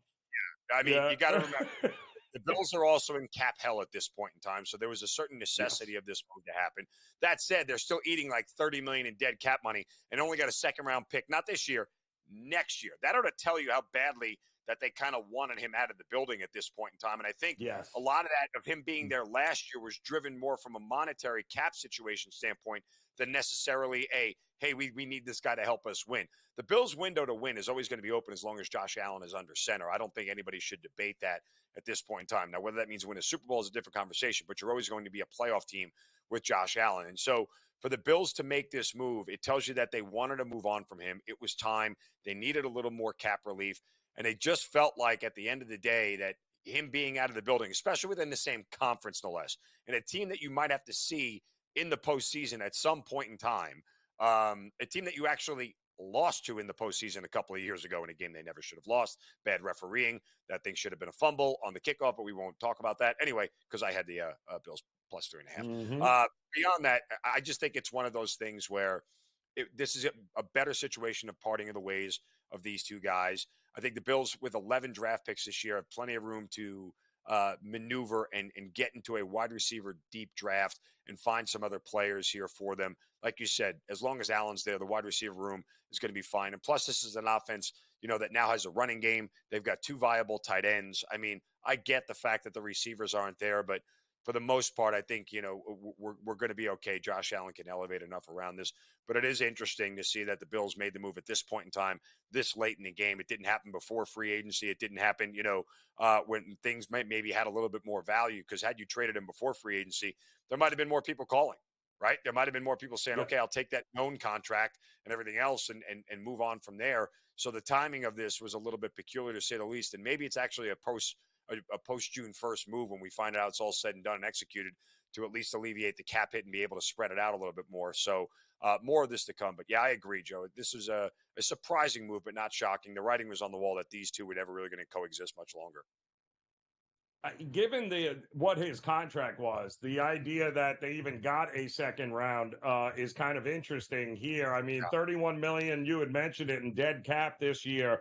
But they are going to, they got to move on. And that's the bottom line, because how many more temper tantrums and cryptic tweets are we going to have to see from him to realize, this is probably not working out well? Enjoy. You can go blow up that locker room over there. That'll be great. All right, so let's talk. It's like a TO in a sense, where the production on the field is enough to tolerate all the locker room crap that people are dealing with, because it feels that way. But it's not. I mean, I think T.O., it's a great question, but also I don't even T.O. would have been smart enough to realize I got to hitch my wagon to this dude. Like I'd much rather have Josh Allen throwing the ball to me than some of the problem with T.O. is that he always had absolutely no. What was the 49er old quarterback there? That was Jeff Garcia. Yes, Jeff Garcia. T.O. might have been a bit of a head case, but if he would have had Josh Allen throwing the ball, he wasn't going anywhere. But that's not what you had here with Diggs. So best of luck there, Diggs. We'll see how that works out for you.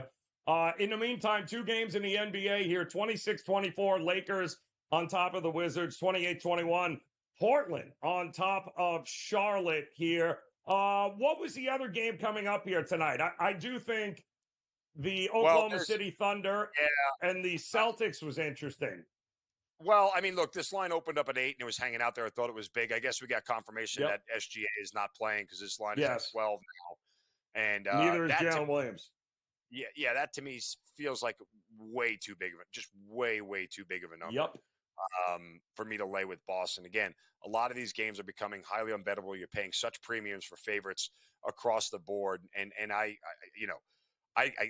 don't think there's a world where I would lay 17 tonight with Minnesota or 12 with Boston or 12.5 with Milwaukee. I mean, these numbers are outrageous. And in the same respect, it's like Portland and Charlotte. Hey, it's a 1.5 point spread. That's a number I can, but it's Portland and Charlotte. So what the hell are you going to get from either one of those? So to me, it is interesting. Orlando is getting 4.5 here for a team that seems to be like a darling from a cover standpoint. Odds makers continue to price them as a favorite. The fact that they're an underdog on the road tonight is a little bit peculiar to me with a very low total. Looking at this, I would have probably had this a 1.5, 2 point spread in favor of New Orleans. But they're inflating New Orleans a little bit here, and maybe it's time for Orlando to drop one. That line tells me a little bit that probably New Orleans might be the right side. Yeah, you're right. It's such a unique time of year, but the overreactions are crazy too. I mean, listen, let's not forget last night, Milwaukee was laying a ridiculous number against the Wizards and lost outright. Now they're home. And I don't know about you, but I think that, kudos to Milwaukee, the ownership, for seeing the writing on the wall and firing that Griffin coach there, bringing in, Doc Rivers has been, no? Okay. So they're laying 12.5, and I've got no Lillard. I've got I got no Lillard, right? I got no Patrick Beverly, and I got no Chris Middleton. And, how much are they going to lay out the Bucks to beat Memphis here? Smells like an under to me. I mean, listen, Memphis is still really does. a top 10 defensive efficiency team in the NBA. They play defense. They don't score. So they're not going to score. But at 218, is that the number that's still available at 217 and a half? I mean, I'm seeing at a lot of shops. I know that totals come down from 223, so you missed the best of the number. But, in the NBA, sometimes it's not about the best number. It's just about the best, the best matchup here. And the 5 points doesn't really scare me because on the off chance this thing lands in that 5 point window, and it could because it's a big gap, right? I mean, it could land at 220. Somewhere, 112.98 kind of deal, whatever it may be. But still, I look at this and go, if this thing's going to stay under, it's going to stay way under. You're talking about, a 105.95 kind of game. I agree. And I thought the Miles Turner was ruled out for Indy, and I immediately thought that number was too low to begin with at 230 for a total. It's now up to 233.5. With him not being there, and he's a pretty big, important part to the defense on that side, and he's not there. So I agree with the over in this one with Brooklyn, who is just going to bombs away. They'll play right into the strength of Indy. Indy will run with them all day long here. So I don't really see that being a 105-100 game either. No, I mean, here's the thing, with that 7, it's just, God, Indiana's a team like on the road to lay more than 2 possessions to me feels like it's just too much. But Brooklyn is, mathematically they're still alive, Joe, right? Like they still have a chance to grab the 10 seed. I think 1 or 2 more losses would put them out. So the motivation theoretically should be there for Brooklyn. But, this is a team right now that I have a hard time trusting. But I would lean Brooklyn here. I don't want to lay 7 with Indiana, especially given their defense hasn't been great. And this is a team that I find it hard to back. as this big of a favorite. You want to give me 3 or 4 points, we're in a world I could talk about. But when it comes to more than 2 possessions, I'm going to get a little bit nervous and hesitant on Indiana. Especially without Turner in the lineup for the Pacers here. Speaking of not being able to lay a number, we're laying 6 with Phoenix against a healthy Cleveland squad, who, by the way, Donovan Mitchell in. Grayson Allen is still questionable for Phoenix. I am not betting Phoenix without Grayson Allen. I'm sorry. I'm not laying 6, which is exactly what they're asking us to do here. I mean, it's weird. Cavaliers run a back-to-back last night. They rested Donovan Mitchell against Utah, won the game. So the anticipation is that he would play tonight. You have the Suns in that unfavorable spot of coming off a long road trip and playing their first game at home, laying a number here that, the 6, if you get the 6.5, and again, we get that extra possession, it makes me feel like Cleveland's the right side. And the Suns have covered 5 of the last 7, while Cleveland failed to cover 6 of their last 8. Cleveland is 6-6 on back-to-backs against the number this year. So kind of a coin flip spot here for the Cavaliers.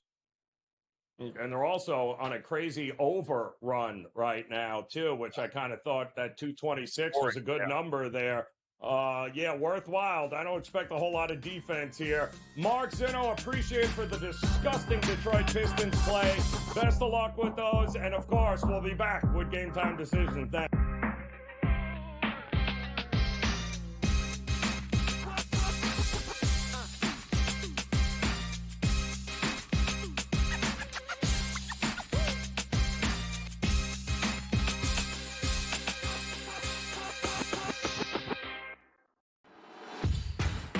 That's the first. Need the second one in a major way. Okay. All right. Need the second one here for you. 74-61. The Sweat, it's all live bets. There's nothing from... Oh, we missed it! Get my 3! Hit it! Come on! Hit it! Stop! Hit it! Yeah!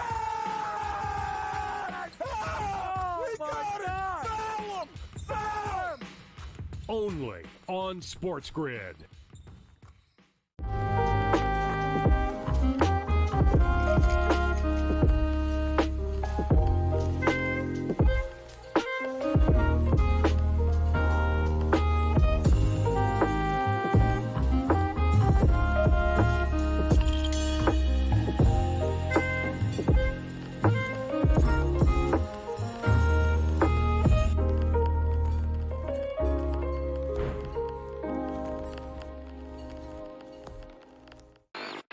Is it pretty much cut and dry that NC State is the biggest surprise of the weekend? I don't think anybody's bracket had the Wolfpack going this far. I think they're going to find a way to keep this one close.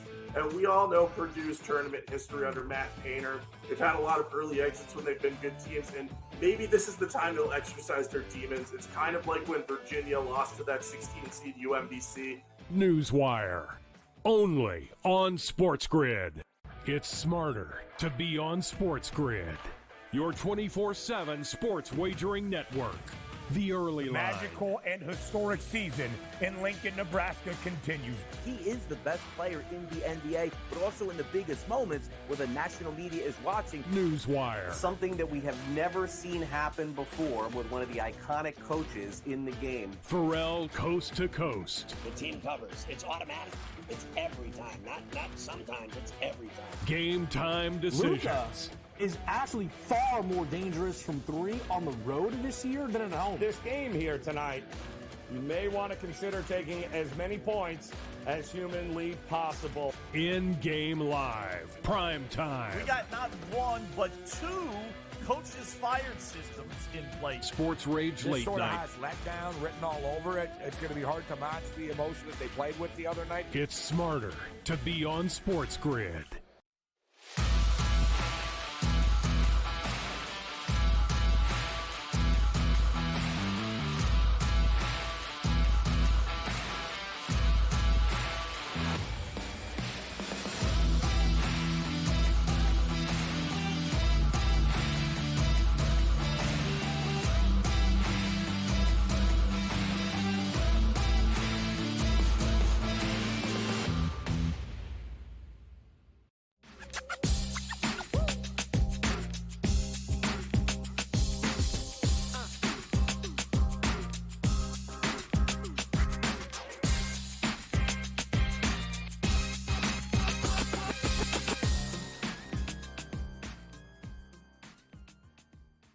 All right, welcome back in here. Game Time Decisions on the SportsGrid Network.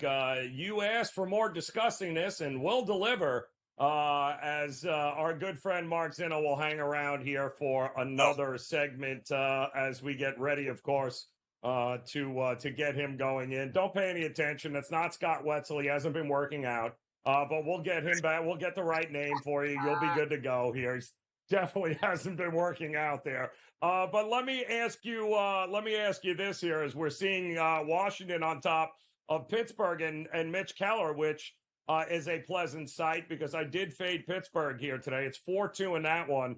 And we were just talking off air here. Regensburg, Corbin Burns already out of the game, down 2-0 against Kansas City here. You almost pulled the trigger on Baltimore, you said, in this spot here, but there's something about this Kansas City youth movement. They spent money to lock up Witt, not something you usually see with these small market teams, rolling out the checkbook to keep a superstar. And that's what that kid is. And you got to love the Kansas City Royals. People forget, Mark, wasn't it? I mean, it was a decade ago, but you know, the Royals for a stretch there were a pretty damn good team competing for a World Series title. It's kind of crazy. Yeah, I mean, think about it. They have as many World Series in the last decade as the Dodgers and Braves do. Who would have said that, right? I mean, those two rosters compared to the Royals. So make of that what you will. But, you know, I mean, look, and we talked about this morning on the early line. Like, Bobby Witt, I think, is a very viable future for an MVP. It hurts him that he's going to play in Kansas City because, look, if they finish in third place, even if they win, 85, 86 games, they don't make the playoffs and everything else, he's going to be overlooked for teams that do make the playoffs because voters are idiots, right? Like, people who vote for these things take into things into account that don't matter. It's not about what your team does. It's an individual award. Did you play the best? Were you the best player? And Bobby Witt has every chance to put up MVP type numbers this year. So I think it's viable. But, when I looked into this start tonight, I mean, the Orioles last year at home were very, very good and scored a lot of runs. They weren't that good against lefties at home. And, some of that has become because they changed the dimensions in the ballpark, right? They made that left field wall that righties would hit off lefties much deeper. And so it's changed the dimension a little bit. So the Orioles struggle with lefties. And then I looked a little bit deeper into Cole Reagans, and I'm like, oh. At first, I'm like, who the hell is Cole Reagans? And then I started to go, I'm like, oh, he's actually pretty good. He's actually pitched like, it's good on the road too. Oh, okay. Cole Reagans is good. So I'm going to walk away from this one, even though it is Corbin Burns on the mound. And look, Corbin Burns only gave up 2 runs, but Cole Reagans has only given up 1 hit. So through 6 innings, last time I checked, that's pretty good. So the Yankees could use a guy like that. Maybe they can get Cole Reagans at some point in time from the Royals. Might help them. But yeah, I mean, look, this Royals team is going to be young. They're going to be exciting. I think they are a viable team that could win the AL Central. If they do, again, you're gonna remember this date back here on April 3rd saying, hey, Zinno was right, and we should have taken Bobby Witt in the MVP futures market, because that's essentially what you're banking on, that the Royals are going to be a playoff team and that he's going to be the guy that carries them there. Yeah, a fun team, too. I mean, we saw the Orioles turn it around in, 2-3 years now. They'll be fighting for an American League East championship here. A very weak division, and dare I might say it could be a throwback here where we're actually talking about the Royals and the Tigers down the stretch, right? I mean, that would be, that's kind of old school here, but that's the beauty of baseball, is that it can be done. It can be, I mean, it's been a little while, but hey, let's not forget Verlander started with Detroit, so anything is possible there. But both of those teams, I think, young, up and coming in a weak division, can absolutely maybe make some hay here with some other teams. Houston, if they don't get this win tonight, would you have had 1-7? Because I certainly wouldn't have had them start out the year 1-7. Maybe Dusty knew a little something here, and he was like, you know what, it's time for me to move on here. I think this is the last year, because Bregman's going to be he's going to have to have a new contract at some particular point. I think maybe the Astros are on the way down. I know it's early, but I don't know. I think the writing's on the wall. Well, no one's going to shed a tear if the Astros fall apart. Trust me. They are probably one of the more hated fan bases and hated teams in Major League Baseball, given the cheating scandal and everything else. But all that aside, I still maintain that if the Astros continue to stumble and their odds to win the American League start to fall, and you're getting a 7 or 8 or even 9-1 type price for them, it's worth a flyer on them. It's a long baseball season, guys. And again, for a team like the Astros. They don't have to win the division. All they got to do is get in the playoffs, and you have to feel they're going to be a favorite against most of the teams they're going to play, barring somebody just looking like a complete juggernaut. They're going to be a favored team when it comes to the postseason. So I'm kind of hopeful in that aspect, not tonight because I played on the Astros, but I'm kind of hopeful that they continue to stumble here a little bit and struggle. And if they do, you start to look at some of those future markets where those prices will get a little bit, exorbitant and see what you can react to and try to take advantage of. Stop. You played them in the first 5. You don't care if they lose. So well, we have we spot, right? don't go over the top. Losing 5-1. Right. Call it the way it is. Yes, that's right. Call it the way it is. As long as they're winning after 5, that's a different ball game there. Right. The Cubs also getting ready. First pitch just about to happen here against a very bad Rockies team. Zen, we mentioned it earlier. Is it me or are the bad teams extremely bad here this year? I don't see it getting much better for the Marlins. I don't see it getting better for the Royals. The A's, I mean, kudos. They almost won a game today. They almost won a game last night. But it just, the haves and have-nots, the gap it feels pretty wide here this year. Yeah, I mean, look, again, some of this is a little bit overreaction. It is the first week of the regular season. So, while emotions ride high and, hope springs eternal when opening day starts and everybody feels like they got a chance, for teams that start out bad, all it takes is 1 3 or 4 game winning streak and everything seems to normalize and you start to feel good again. So I'm not going to get too excited about some of these teams, how good or bad their start is. But to your point, yeah, some of these teams that we thought were going to be bad feel like they're going to be epically bad to start here, with the Rockies being one of them. And, it just goes to signal how much pitching matters, man. I mean, you can't trot out Kyle Freeland and all these other, guys in Gomber, these guys who are hanging on to major league contracts. It's like either bring up young arms to see if they can pitch and see if they can play or find better pitchers, because that's the biggest problem, especially for a team like the Rockies in the ballpark they play in, man. If you can't get guys that get outs, guess what? You're going to be on the wrong side of a lot of games 81 times when you're on Coors Field. Yeah, no, you certainly are, but I still think we're looking at 50 wins tops with some of these people, and that's disgusting on so many levels there. We did have a couple of rainouts here today, so how do you approach these getaway days and these getaway games? I mean, tomorrow the Mets and Tigers will play 2. We got a lot of early baseball here, I believe early afternoon. Pirates and Nats, Guardians and Twins. The Marlins will be on the road. I guess they're happy about that, taking up the Cards. And those Royals will be taking on the White Sox here. How do you usually approach the Wednesday, Thursday of the season here when you got a lot of those early games, knowing dudes are getting ready, they're packed, they're at the ballpark, they're ready to get out of there? Yeah, well, look, the Mets are a specific example tomorrow that I would play early, and I'd only play the first game, obviously. It's really hard to look ahead and play the second game of a doubleheader unless you know the second starter is a bona fide, legitimate guy, right? Like, I know he's on the IL, but if the Yankees were in a doubleheader and Garrett was slated to start the second game. But a lot of times what happens is managers flip that, right? They want to get the win in their pocket. They put the better starter in the first game. And then, especially the one that can go deeper, because if they have to go to the bullpen in the second game, guess what? They have the availability to do it. So you really get those spots where you could play the second game of a doubleheader. That said, with a lot of these teams in day games, I wait early on. I look specifically today. There were a couple of day games that sort of piqued my interest a little bit, but I stayed away from them.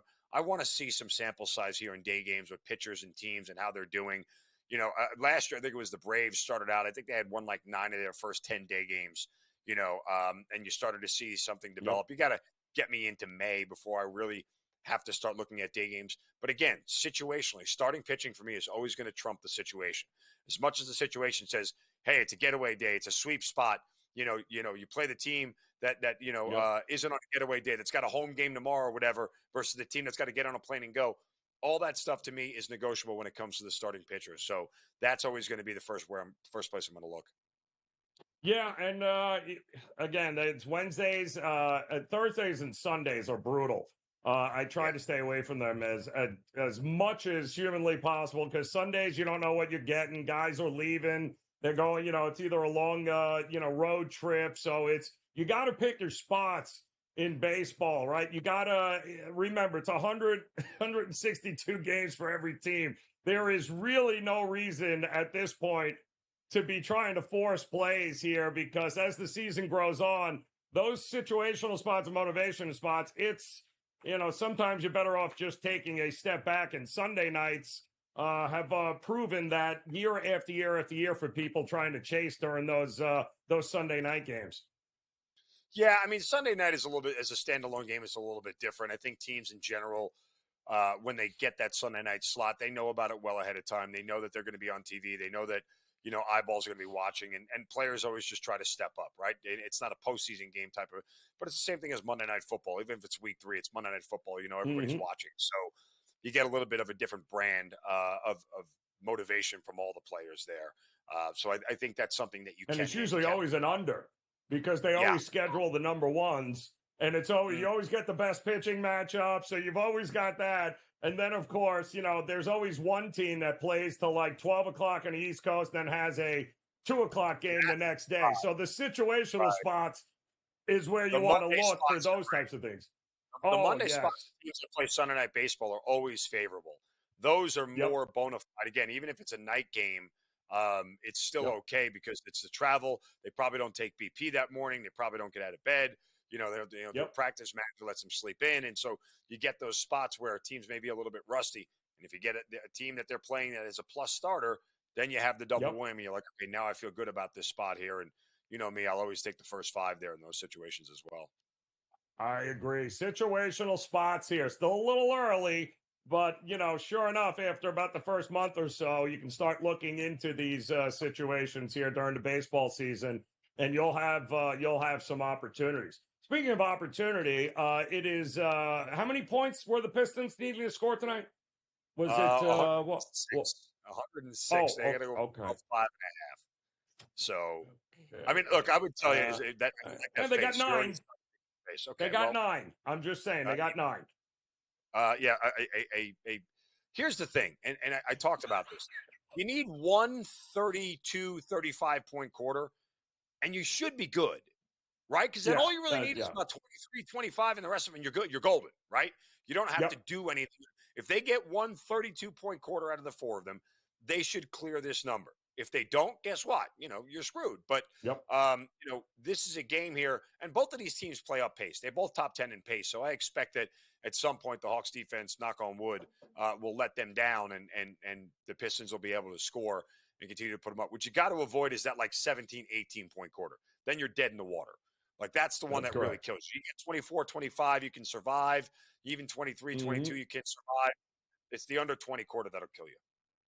It's the 16-point fourth quarter where you go, and you got to be kidding me. You just dropped 38 in the third. Me nuts. All right, enough discussing this. Get out of here, man. Enjoy your night. We'll close it out next year on Game Time Decisions.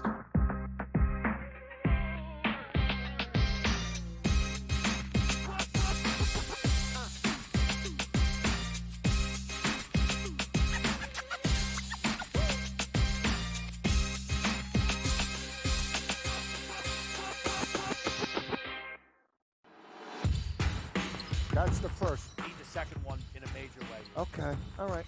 Need the second one here for you. 74-61. The sweat. It's all live bets. There's nothing from. Oh, we missed it. Give him a 3. Hit it. Come on. Hit it. Stop. Hit it. Yeah! Oh, we got God.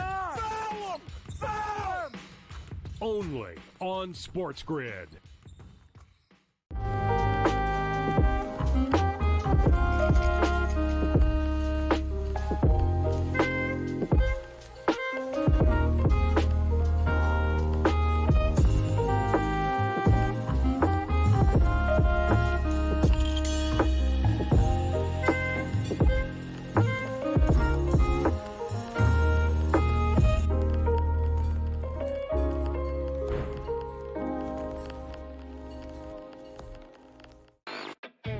Pretty much cut and dry that NC State is the biggest surprise of the weekend. I mean, I don't think anybody's bracket had the Wolfpack going this far. I think they're going to find a way to keep this one close. And we all know Purdue's tournament history under Matt Painter. They've had a lot of early exits when they've been good teams, and maybe this is the time they'll exercise their demons. It's kind of like when Virginia lost to that 16-seed UMBC. Newswire, only on SportsGrid. It's smarter to be on SportsGrid, your 24/7 sports wagering network. The early line. Magical and historic season in Lincoln, Nebraska continues. He is the best player in the NBA, but also in the biggest moments where the national media is watching. Newswire. Something that we have never seen happen before with one of the iconic coaches in the game. Pharrell, coast to coast. The team covers. It's automatic. It's every time. Not sometimes. It's every time. Game time decisions. Luka is actually far more dangerous from three on the road this year than at home. This game here tonight, you may want to consider taking as many points as humanly possible. In-game live, prime time. We got not one, but two coaches fired systems in place. Sports Rage This late sort of night. has letdown written all over it. It's going to be hard to match the emotion that they played with the other night. It's smarter to be on SportsGrid.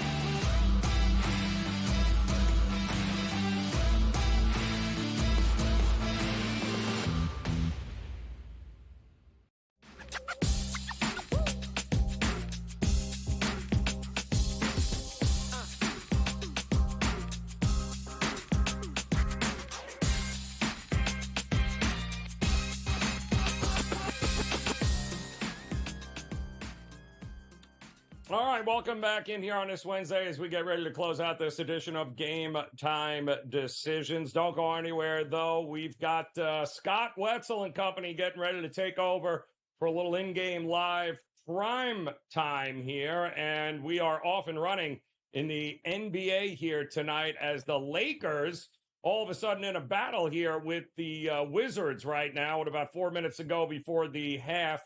55-51, Lakers on top there. Blazers and Hornets in a 45-42 game.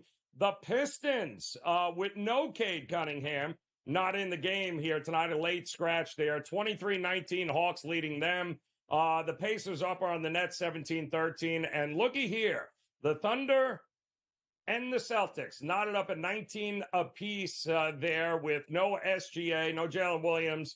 That line closed minus 11.5, minus 12 for the Celtics. They are knotted up at 19 apiece there. And, of course, in the NHL, the Rangers all over the Devils 2-0. And Tampa and Toronto, the Maple Leafs, knotted up at 1 apiece after 1. And in baseball, 3-0 Royals on top of the Orioles right now. The Royals are definitely a bet-on team, and the Nats are looking to put one in the L column for the Pirates. It's 4-2 right there in the top of the 5th inning. Mitch Keller, the ace, on the mound there for the Pirates. They got some work to do here in a 4-2 game. We got Blue Jays and Astros coming up, as well as Giants and Dodgers. That, too, will be coming your way. And, of course, the guys on In-Game Live Primetime we'll have you covered from first pitch right through there. So some interesting games here tonight, including a little late night basketball coming your way here when I like it. I think the Magic and Pelicans might be the game of the night, but quite honestly, I can't wait to see if the Suns can prove me wrong that they are trustworthy to lay 6 points against a healthy Cavs team. We're going to check it all out. We'll be back tomorrow with another edition of Game Time Decisions. Until then, cash those tickets. We'll see you soon.